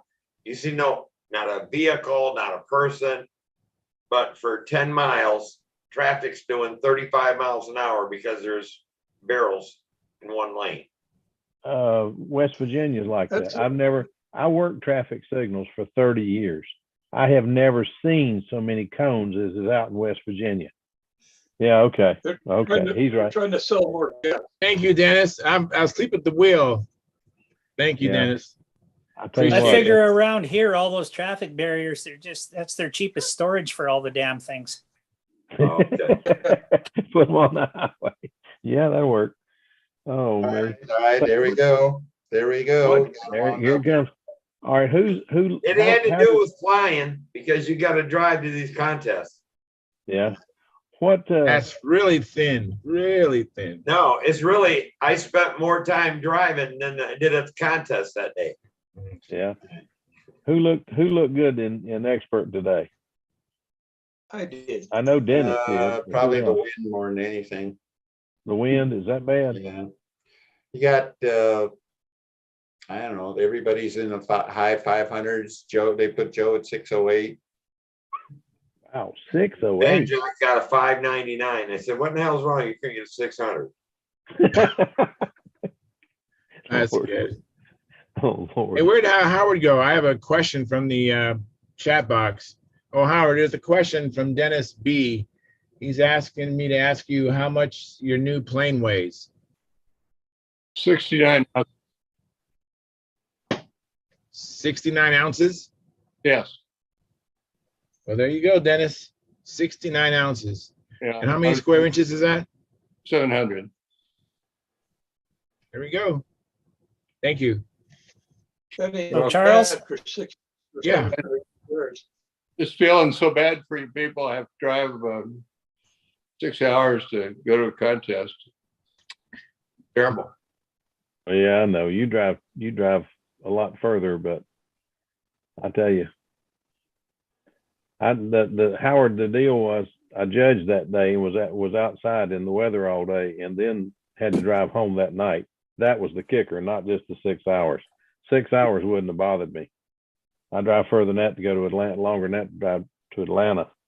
But it was a long day. And then the drive, I was kind of worried myself, was this a good idea or not? But anyway, I made it. So Somebody had a question for me. Is that you, Bob Whitley? Yeah, actually, I got to shut down pretty soon, so I thought would be okay to give a quick show and tell. Sure. Yeah, well, absolutely. Go ahead. Okay, here, I'll move some stuff out of the way. I got my Vector 40 ready to go. Right. I'll switch camera here. Oh my! Good. That looks really good. Oh my, that's pretty. Looking good. Way to go, Robert. So it kind of a partial salvage. It might have been easier to build a new wing actually than salvage that ARF one, but it's just done in monocoat. I hand cut all the letters and stuff, but that is pretty. So it's sort of the finish now, design later project, but for how I laid things out. But I might add a cover over the pushrod exit, but I just haven't figured out what to do with it yet. I'll just flip it over here. That's really pretty. Yeah, it is. I like the color scheme. Straps? What are your tank straps made out of? Velcro. Okay. Yeah, and that's the underside of it. Maybe back nice up or job. something. You did a really good job. There he is. That is pretty. Maple leaves, eh? Yeah. An LA 46 on it. So hopefully she flies good. It came in a bit heavier than I would have liked, but isn't that every airplane? It's 55 ounces. That's not bad for that. And That's then not bad for that. over there is just my SBs. I'm going to do some work on them. And then hopefully this weekend, I'll take these RSTs out again. They've got Super Tiger C35 stunts on them. Had them out a couple of weeks ago when we actually had some tolerable weather, and they seem to fly pretty good. I got to tune in the engines a bit better for a run. So, yeah, that's all I've been up to model-wise. And it's pretty good. We got horrible weather forecast this weekend, and last night we had the storm from Hades. It was blowing hard enough and coming down hard enough. It's actually forcing its way in past my back door and the bottom seal, so obviously need to replace that. And the yard's just a bloody mess now. I'm glad I was too lazy to clean it up yet this spring from all the trees out front. But yeah, the forecast for the weekend is garbage, but maybe they'll be wrong the good way for once. Maybe. They're just weather guessers anyways. Yeah. I just figured they would use a Ouija board. That's how they calculate the weather. Weather guessers. Yeah, I like the trim on your rudder on your SV11, the blue one. Oh, yeah. Well, that's pretty much stock. But the trim that you put on the rudder, I like how that little trim you did on it. That's pretty neat looking. Oh, I just put on like outline for a rudder there. Yeah. Yeah, I like that. I might copy that. That's slick. I haven't gotten around to doing aileron flap dividers on it yet. I keep forgetting to, but I on the Vector. Mm-hmm. You know, you got to pretend you're flying a real airplane, I guess. Yeah, might as well. Well, Modeling. Well, this is a real airplane. Yeah, I guess it's just kind of. Yeah, there was that fellow was flying the that's on here was flying the ultimate biplane in stunt. I guess was that the RC version converted to control line? I don't know. Dennis, did you hear that question, Dennis, from Bob Whitley? Was that biplane RC and control line? The Era Deacon insert. I think so. What it looked like, frankly, it looked like a giant Aeromaster. I don't know if you're familiar with that kit. But huge. Yeah. Yeah, it's a very, very big airplane. 60 size. Yeah, if it's the ultimate biplane. It had a 124 stroke in it.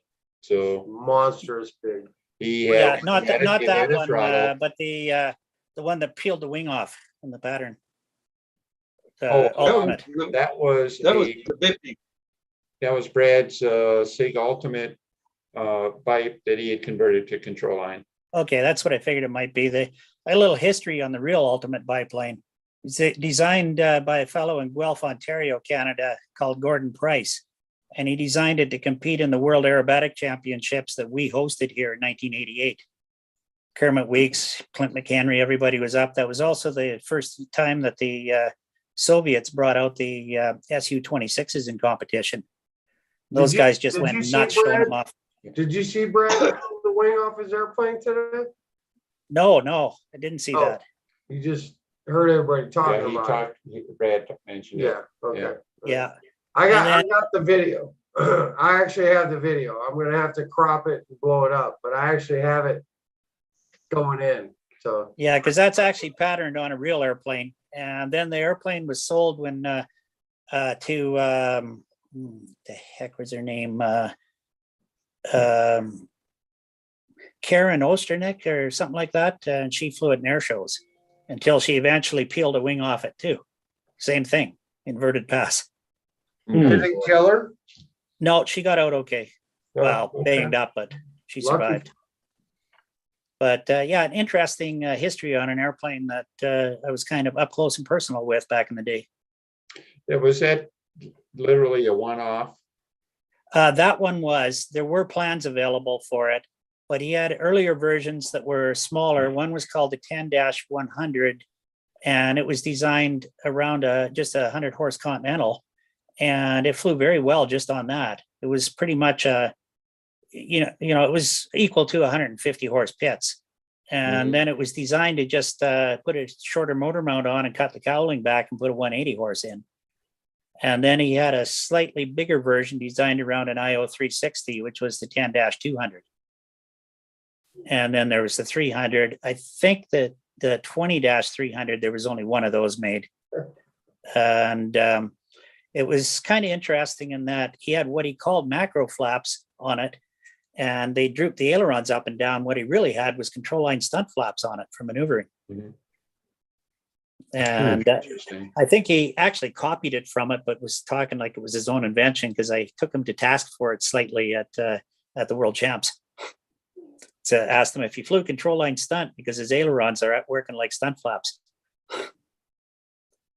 But a little bit of history a long time ago. Yeah. Oh, the world full-scale aerobatic champs this year are in Poland the same week as the world champs. Wow. Cool. But not on the same site, I hope. A different place. And the Fox 15 Hurl champion, the reigning Fox 15 champion, is flying in the full-scale aerobatic champ. Would And that who's be, that? would that be Tim Just? No, Rob Holland. Oh, okay. Bob Holland. Okay. All right.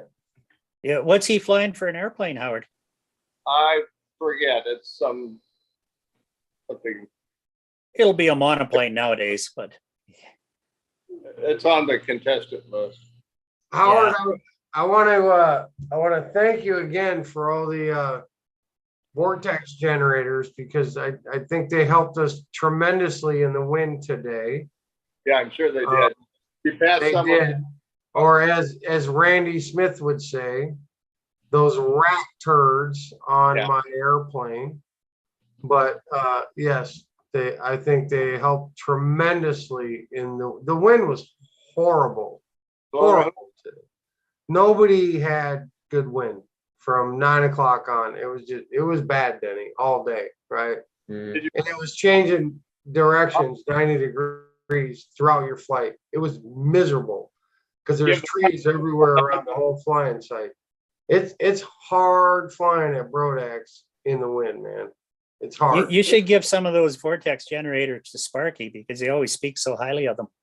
Yeah. Good try, Robert. No, whatever. Did Sparky? Nice try, Robert, but I don't think No, we're he gonna did fall not. for that. Sparky did not fly. So Sparky passed today. Is he going to fly tomorrow? Maybe. Probably not. Well, He there said- was a lot of passes today in expert and advanced, but the guys who got stones flew their airplanes today, man. Or the guys who got the luck of having the first flight of the day. we got our flights in just fine. Larry Fruits, my roommate, right, and we come carrying our airplanes in, just get over the rope, in a parking lot. Will Davis comes out, says, Larry says, you're first up in advanced. Dennis, you're first up in expert. Okay, so they went launching for each other. And Larry actually said, okay, this isn't April Fool's, And Will said, no, you're first. You just go set up right on the circle. So But you had the best wind of the day. I had the best wind of the day. That could be because an hour later, I'm telling you, it was blowing a hoolie, man. If Lenny was on here, he'd tell you. And everyone had crap wind the rest of the day. And Yeah. Sam and I were last in the first. We were dead last. Which I actually put in the last flight in advance today. And it was blowing 25 and coming from 3 different directions. And he's right. It seemed to be coming at a different direction down low. And if you got above 45 degrees, it hit you someplace else. And watching awful. What's his name? Tom Luciano was flying, and it was obvious there was some kind of a horizontal roll coming off the trees. It was terrible. But the upside is, so the first couple guys that flew today had good wind, right? We were dead last. We had crap, and a bunch of guys scratched. A bunch of guys passed. They just passed on their flight stick. But tomorrow, Sam and I are up first. For first flight, first 1 and 2, number 1 and 2 tomorrow. So at 8 o'clock in the morning, maybe we get decent wind, and the same winds are predicted for tomorrow that they were for today. It's gonna get ugly as the day goes on. So, the guys that flew early today got good wind and put in some good scores, and then as the day progressed, you got crap wind. We're up first. Maybe we'll get good wind, no wind, and we get good flights. But I think the guys in the middle are going to get screwed either way because I'm expecting a lot of passes tomorrow. A lot of passes. But, So I did volunteer. I said, hey, if you need any judges in scale, I'll volunteer. Just let me fly my stunt flight up first, so I can get that out of the way, and I'll go judge scale for you. All right. Yeah. And they didn't accept that. So That's a cheap way. What do you mean I can't? That's a cheap way to get a first in the flight. beginning today, you got to be at the end. Hey, if I'm judging, I'm gonna fly before get it out so I don't hold up the flight order. I know. Well, they're pretty good arguing move. about it. That's I've a gotta really go. good move, Dennis. Well, right now I'm scheduled to be the last flight of the day. So, I was today, and it was horrible. Mike, what are you flying? I flew the SV11, the Brodak SV11 ARF with the PA 65. Yeah. And the said you said y'all the rat turns on the wings. Yeah. you said you crashed something earlier. You didn't crash that yellow airplane, did you? No. Okay. Sam crashed. I saw Sam. Cafe. Yeah, we crashed the Sam. cafe stuff and we No, tore I mean, a whole I bunch of saw combat stuff yesterday. you talking about you and Sam both crashed earlier, and I didn't know. I know Sam. I saw Sam crash the Cardinal, but I didn't see you. I didn't see you crash. No, I don't crash, Phil. Okay. I was judging I did. NOS 30 Advanced and Mike, and then Sam I thought did a really nice job. Well, I took first, Sam took third. Yeah. We were flying the Pipe SV-11. So That's a good I don't airplane. crash, Phil. I don't crash anything. I don't crash anything but combat ships, man. I don't crash, but I prove and that gravity. half-face hunters. I don't crash, but I prove that gravity sucks occasionally. Yep. Well, guys, good night. I call him. Hey, good night, man. Thank you for coming in. I appreciate it. Yeah, and all the best to everyone at Brodak's tomorrow, and a safe, happy drive home. Yeah, be careful. Absolutely. See you, Bob. Thank you for so much coming in. See you, Robert. Take care. Man, Where's Steve? I'm glad to see that John got his computer straightened out finally. I think Yeah, me too. I know. I have less hair right now than I had before. No, this would be funny. We'll put you on my knee. Okay. Pulling his hair out. To bring the PC back and set it on your lap if you want. Mike, you know what it was? You want to play, man? Made the difference for me. I switched from my camera and mic from the other computer over to my laptop, and that took care of the problem. That's good. I'm glad to hear you got it fixed. There's not much more aggravating than technology letting you down. I can't figure out how to turn the volume. I can't figure out how to turn the volume down on mine. Are we still live? It's so darn loud, it's blowing my ears out, but I can only do one ear plug at a time. Moderator, you might want to blank out our video. Oh, Lord. Uh-oh. Oh, Lord. See you later, guys. All right. Guys, behave yourself. I don't think those two know how. I really don't. Gonna get some strikes now. Oh. We're gonna get some strikes. Is that what he said? Yeah. We're gonna get some strikes. We're just messing around. Look, it's just like we're swimming, man, or something. That's right. That's right. You can't take a joke and forget them. Yeah. If we were in a swimming pool, it wouldn't be any different. That's right. Anyway, what does your shirt say, Mike? Is that this one? This is one of the ones that's available. Oh yeah, I like that shirt. Or on Control Line Flying. Yeah. I can't read. That's the one that Keith Trussell showed us about 2 weeks ago. Yeah. So that girl, on the front.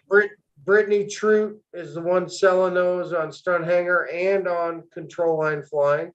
She has many different versions available, and they're anything on the back. Anything on the Control back. Line models. So is your back of the shirt plain, Mike, or has the crash? No, it's inverted or going through a loop, I think. And then on the back, can you show us the back of the shirt? It's red. Yeah, there's nothing. Nothing. Okay, yeah. Keith Trussell, his shirt has that image on the front, and then on the back, I don't know what does it say, Keith?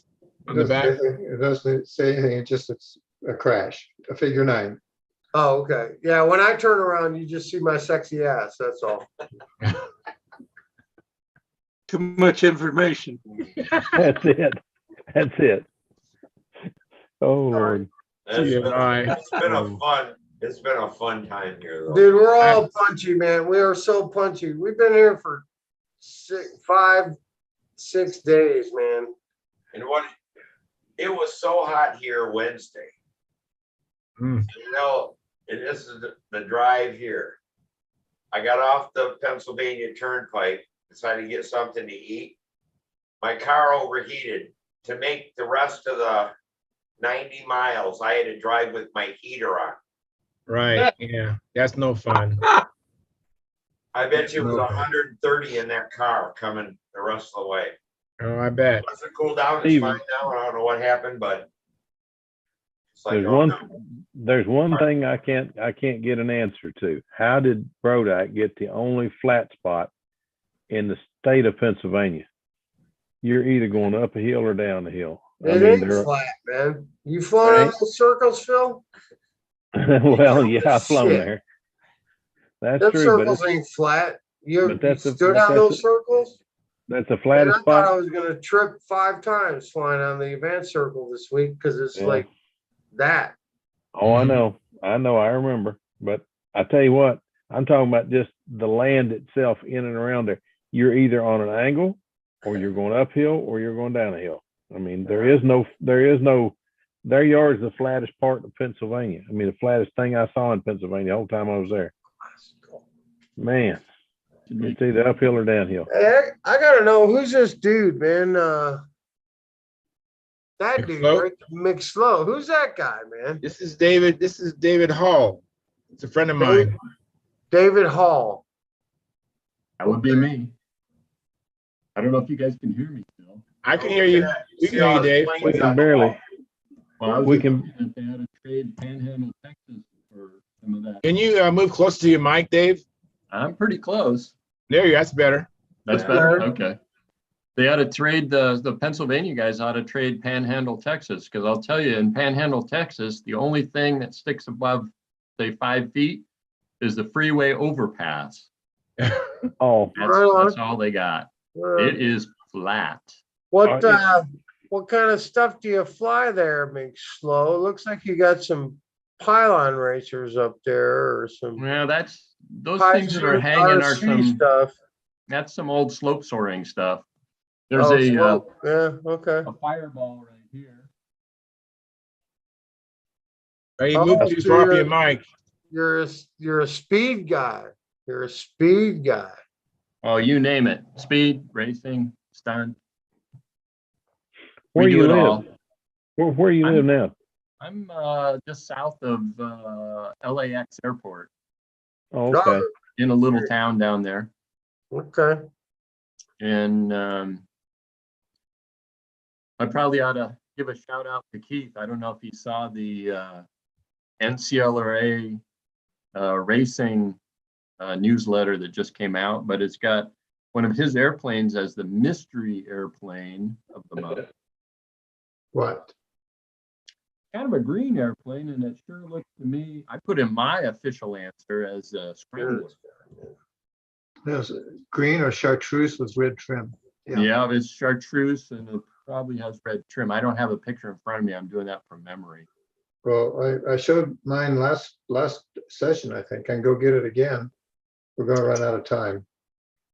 Yeah, go get it, Keith. I was just Let's pointing see. out that it made the magazine. There ain't nobody left.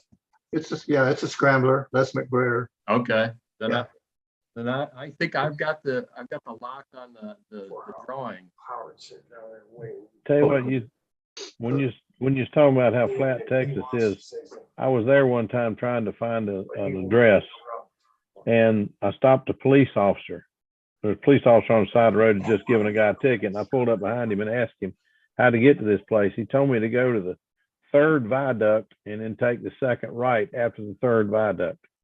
Right. What the heck's a viaduct? That's what I was thinking. It's a man-made overpass over a road where they didn't want to make an intersection. That's a viaduct. I said, what the heck's a viaduct? I never heard that term. Viaduct, man. It's a northern term. It's Detroit term, man. Viaduct is a. Oh, it goes way back. The Russians. It's an underpass over another road. It's called the The viaduct. Romans built those. Well, I'd never heard all that. over Europe. I had never heard that term before. Southern Texas, first time I'd ever heard it. And then I went up to Michigan and heard it again up there. So I wondered how the heck did it get there to there? And I'm in the middle and I never heard of it before. But anyway. You guys right now. You got an overpass and you got a viaduct. And that's what it is, man. I don't know what they I teach know the now. hillbillies down south, man, but up north they teach us the names of stuff. It's called an I'll tell you, overdose. I'll tell you what. I tell you what, Mike. Rains a lot, the Tell me ducks this. come in there, so it's about Tell me this. You see a sign that says sleeping policeman. What you gonna look for? Nothing. speed I'm bump. gonna go 100 miles an hour, man. It's a speed bump. You go 100 miles an hour, hit one of these, you won't have a suspension. We were in Jamaica. We were in Jamaica and we're going down the road and I saw signs that sleeping policeman. So what the heck does that mean about that time? Whoa. Slow down. There's they got a heck of a daggum speed bump down here. And somebody told us that's a sleeping policeman. Okay. I call that a Oh, you speed got bump. your Father's Day card already? Yeah. Oh. Steve got his Father's Day card already. Question. I missed my anniversary yesterday. Oh, that's pretty. While I was flying speed limit combat, my Let me, wife sent me a hang on one text. second, Mike. 1 second. Keith Chaucer went through trouble to get his plane. Wow, well, that is a pretty plane again. Yeah, yeah. That looks like it. So that's the mystery plane in that article. Yep, it was the month's mystery article thing. Well, you got it. If you call it a scrambler, that's it. Very Well, nice. I had to work because the picture was a top view only. And so it comes out looking very, very close to. My anniversary. Also, is it a key or a I got a Very pretty, Keith. I got a Very text pretty. from my wife. Oh, pretty. Combat circle. It's 11 Very o'clock. nice. Thank you. Anniversary. And they go fast too. Well, this one doesn't. What you got in that, Keith? It's an OS 25 FS or something like that. It's a ball bearing 25. FSR. FSR, yeah. Yeah, those are actually pretty nice. I know it. I see it. I know what it is. And Surely ported dual ball bearing engine. It's a screamer, man. And George Aldrich chromed the thing for me. And so it gets, it starts easier hot than it does when it's cold. That's really nice. So a Pretty good hot sweet. starter is a winner. And let's see, I forget. You know, Keith just does not know how to build an airplane. It's not absolutely beautiful. He couldn't build an ugly airplane if he wanted to. this is just it's one of the prettiest design. This is what model airplanes are supposed to look like, I think. Yeah. Yeah, that is pretty. That is really sharp. He's got your damn personality. Big time. Well, remember that in the history of that event, they used to rank the planes by appearance. Yeah. And then the best appearing airplane got the best takeoff position. Yeah. And in racing, that sometimes mattered big time. It's tantamount to, getting the chance to pick your pit in NASCAR. They did that in control line. I knew they did it in RC and in Oh yeah. power line, yeah. but did not know control line did it. Oh yeah. Well, in the first, they all started to launch at the same time. So they'd all get their engines running, and then the flagman would let them go all at the same time. But Wow. But the guy in the lead was definitely had the advantage because other guys had to worry about their lines and everything else coming up behind him. It's kind of a sporty affair, the way they used to do it.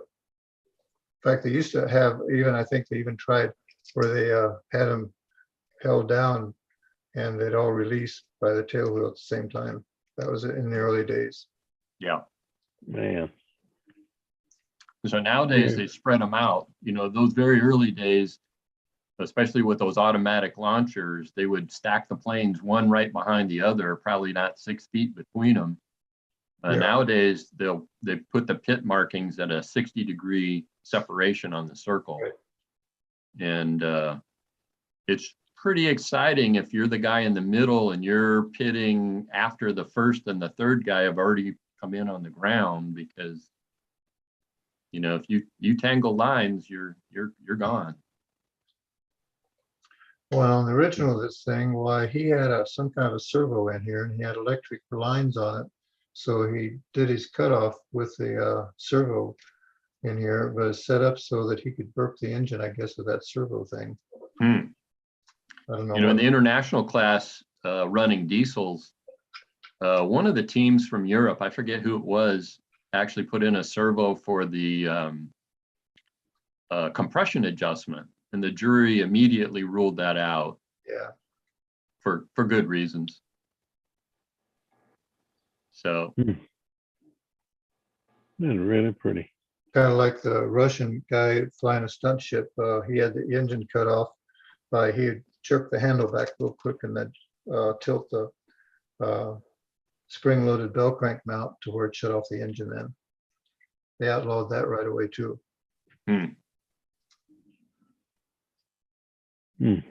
Keith, I have a Traditions. question for you. What? It's somewhat related, but not very well. The question is, have you done any work on your twin you were thinking about? No, just started playing around with sketches a little bit. I need to get something going on that so I can get something off to Hunt, because he's going to have to show me how to mount the motors and all that kind of stuff. And Yeah, because that's a good idea. This will be my first electric. No. Oh, and it's going to be the semi-scale Sea Hornet. I'll go get that thing. Your first electric is going to be a twin. Yeah. Yep. Hey, that's the beauty of Well, electric. I like that's the project. Considered doing that one myself for a while, but for the same reason you're talking about it, I held back. I see that you're working on it. Getting that push off that high for that T-tail is not impossible. It's just going to take some thinking. When I PM you, I'll give you my phone number and we can talk on the phone.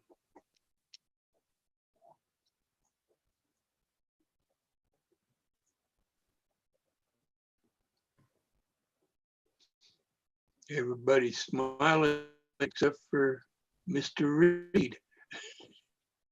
Yeah, Mike Lonkey and Steve Hines are just having a good time. No more cerveza for them. They drunk. I think they've seen the bottom of a few aluminum cans. They you're muted, right, Mike? Mike, you're okay, cool. And you're muted for good reason, right? When he said that is punch drunk, he didn't tell us what to put in the punch. Here comes Keith. Let me make him big again. Hold on. All right. Well, here. Where'd he go? Where'd who go? This. Ooh, that is going to be your first electric? Wow. That's the one. Nice. Oh, that's going to be nice. Oh, that's gorgeous. Isn't that the plane that Al Raby tried to do? Yeah, Al Raby built one. It's still in existence in Texas. It's never been finished. Frank McMillan had it for a while, and now somebody else is supposed to be working on it. They're going to try to get it flying sometime. I don't know. But yeah, Al built one. He had two OS-35s, one with a left-hand shaft. Mm-hmm. Nice. Yeah, I talked to him about that. That's pretty slick.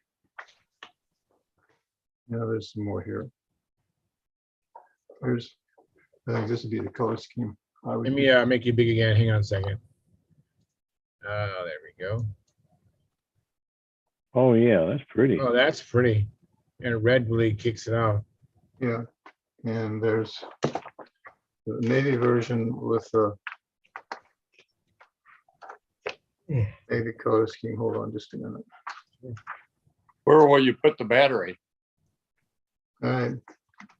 Bob Hunt's going to have to tell me all that stuff. Here's Incredibly short nose though, man, on the fuselage. Wow. Well, you got two engines hanging out there, so you don't need a long nose. Those two engines don't weigh near what that battery weighs, because they'll be small motors. Yeah, but you can put the battery in the fuselage and it's in the center and use a Y harness. Yeah, that's what I'm doing. I've got drawn on mine. The CG is the issue. There's Yeah. 3 views. Oh, that is pretty. Wow. Oh, there might be enough nose on that. There's more than I thought there was. Well, this one has a funny looking nose, I wouldn't do that. I would do the short nose. That one. What this thing is, yeah. Yeah, that This- is short. This one has a radar sitting up there. That doesn't have the high stab, does it? No. No, it's pretty much almost inline engine airplane. That's good. I was thinking it had the high stab. No. I think one with the high stab.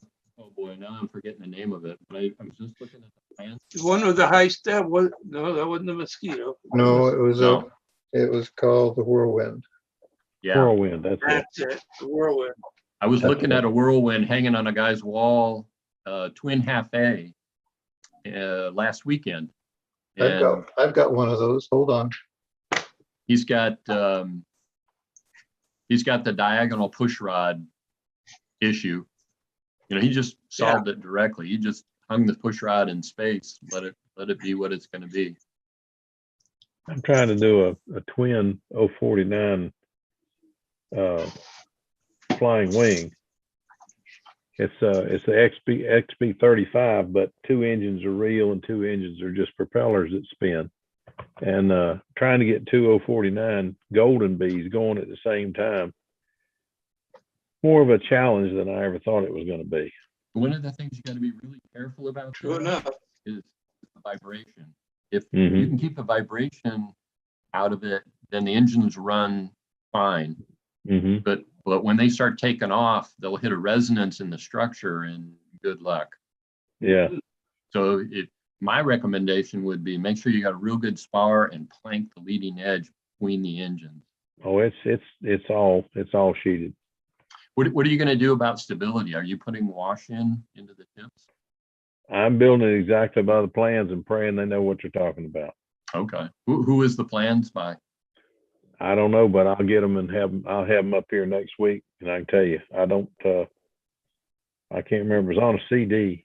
Yeah, one of the secrets I think is be careful of some of the plans that are out there because they're great plans, but they never got built or flown. And so, Yeah. Wow. Is Wow. that made out of balsa wood and plywood or plastic? What? What's that made out of? Oh, this is all balsa. This is Wow, it looks like plastic. half a Beautiful. profile scale rules built for this Tucson and the St. Louis half a contest. Nice. Wow, that is absolutely gorgeous. This doesn't have I'm not throttle. getting a picture. Well, you are missing out, John Miller. Hey, Keith, can you show the push rod details on that? Okay, this is done for the St. Louis contest, and they said that the bell crank and control system had to be exposed. So what I did on this thing, got a circular bell crank on the bottom, it's exposed. And then the push rod is a nylon thing, one piece. It goes up the side of the fuselage, up here to the elevators. Nice. And it had to be exposed, so I embedded the nylon, but I didn't paint it. So it's all exposed, and there it is up there. That is unique. That Now, is absolutely. are both engines spinning the same direction, or they're counter? On this one, sure, this does, and on the real one it did too. Is on the P-38 and the Whirlwind or the Hornet, they had the opposite rotating props. These have Norvell 061s on it without the throttle. How much nitro do you use in that plane? 20-25%. And that paint job looks like that. That's pretty impressive. Well, this paint, this is Brodak, and nitro gets on it and paint turns to jelly. So try to keep the paint fuel off of it. I've learned since then for this half A stuff, nothing but epoxy. Yeah. Yeah. What's the wingspan on that, Keith? It's around, I think, 42 inches. And what we found out for the half A scale contest in Tucson, essentially 100 square inches per engine.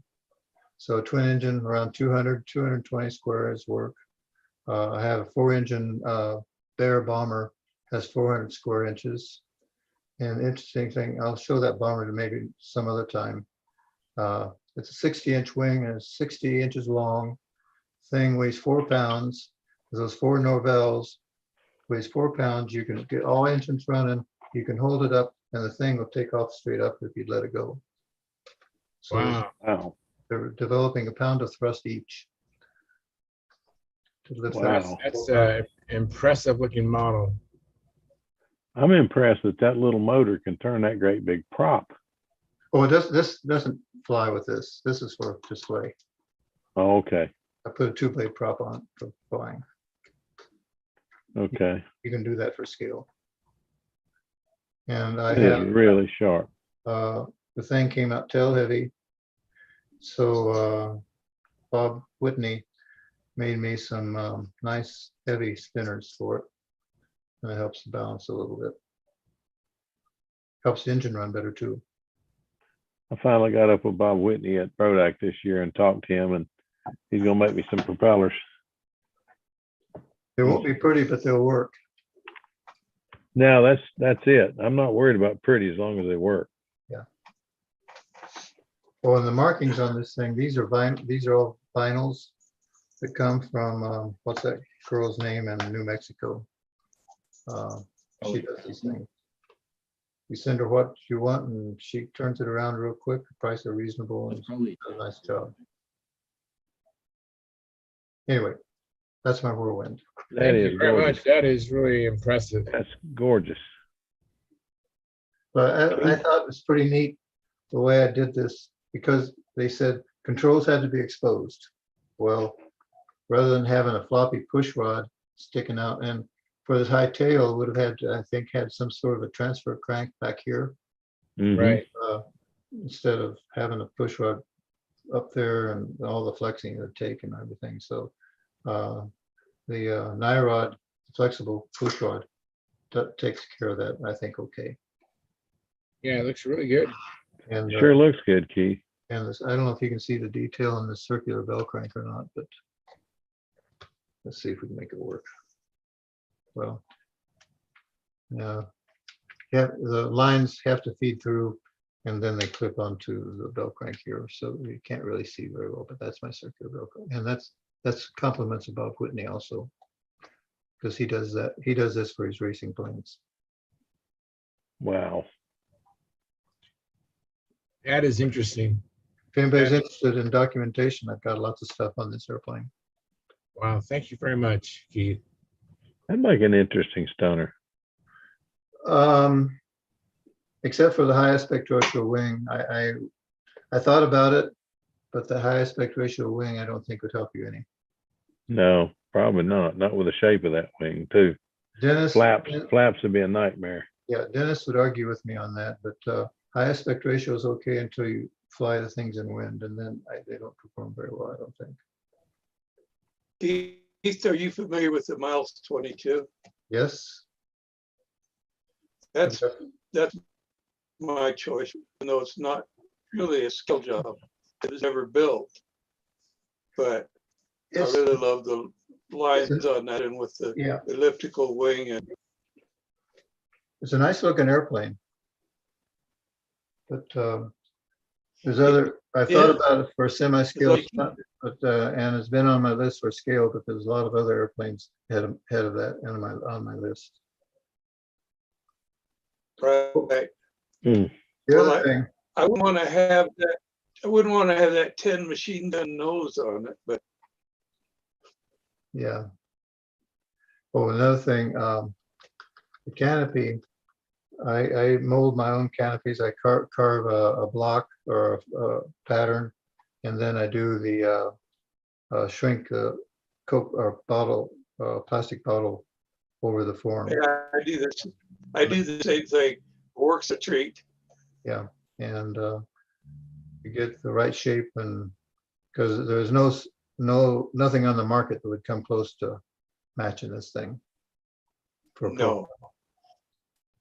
Well, I'm looking forward to seeing your report as you get going on that, because I think that's an excellent project.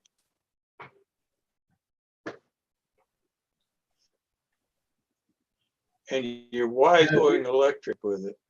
If you're interested, if I can get my camera working downstairs where my airplanes are, I can show you some of the other half-A scale stuff I've got. Yeah, we look forward to it one day. Love to see it, Keith. I look forward to it. Yeah. I've That'd got be one. wonderful. I've got one that's 4-engine Republic XF-12. Oh, brother. 4-engine. I got 4 TD-010s on it. Wow. Wow. And also to the same scale, I've got the Hughes XF-11 that's got 2 Cox 020 TDs on it. Anyway. Very nice. I got some others too. Let me interrupt you guys. We're going to end the live stream. I really appreciate people coming in tonight. And we had a lot of people come in. Part of it to my own fault. I invited a lot of people to come in, and I had some people take up my invitation seriously. And so we had a really packed house and a lot of crosstalk and all that, but we had a good time. Thank you very much for showing up, and we'll be back Monday, 6:45 p.m. Pacific Standard Time. So hopefully over the weekend, if you have a chance to do some flying or do something in your shop, come back Monday evening and tell us all about it. That being said, I'm going to end the live stream, but we're not leaving. We do, if you want to come in to the show, to the after party, which is not streamed, it's the revolution will not be televised. You can come into the after party through the link that's in Stunthangar forum. Go to At the Bench, and there's a link there with today's date. You click on that, and then you can come in and join us. So until then, we will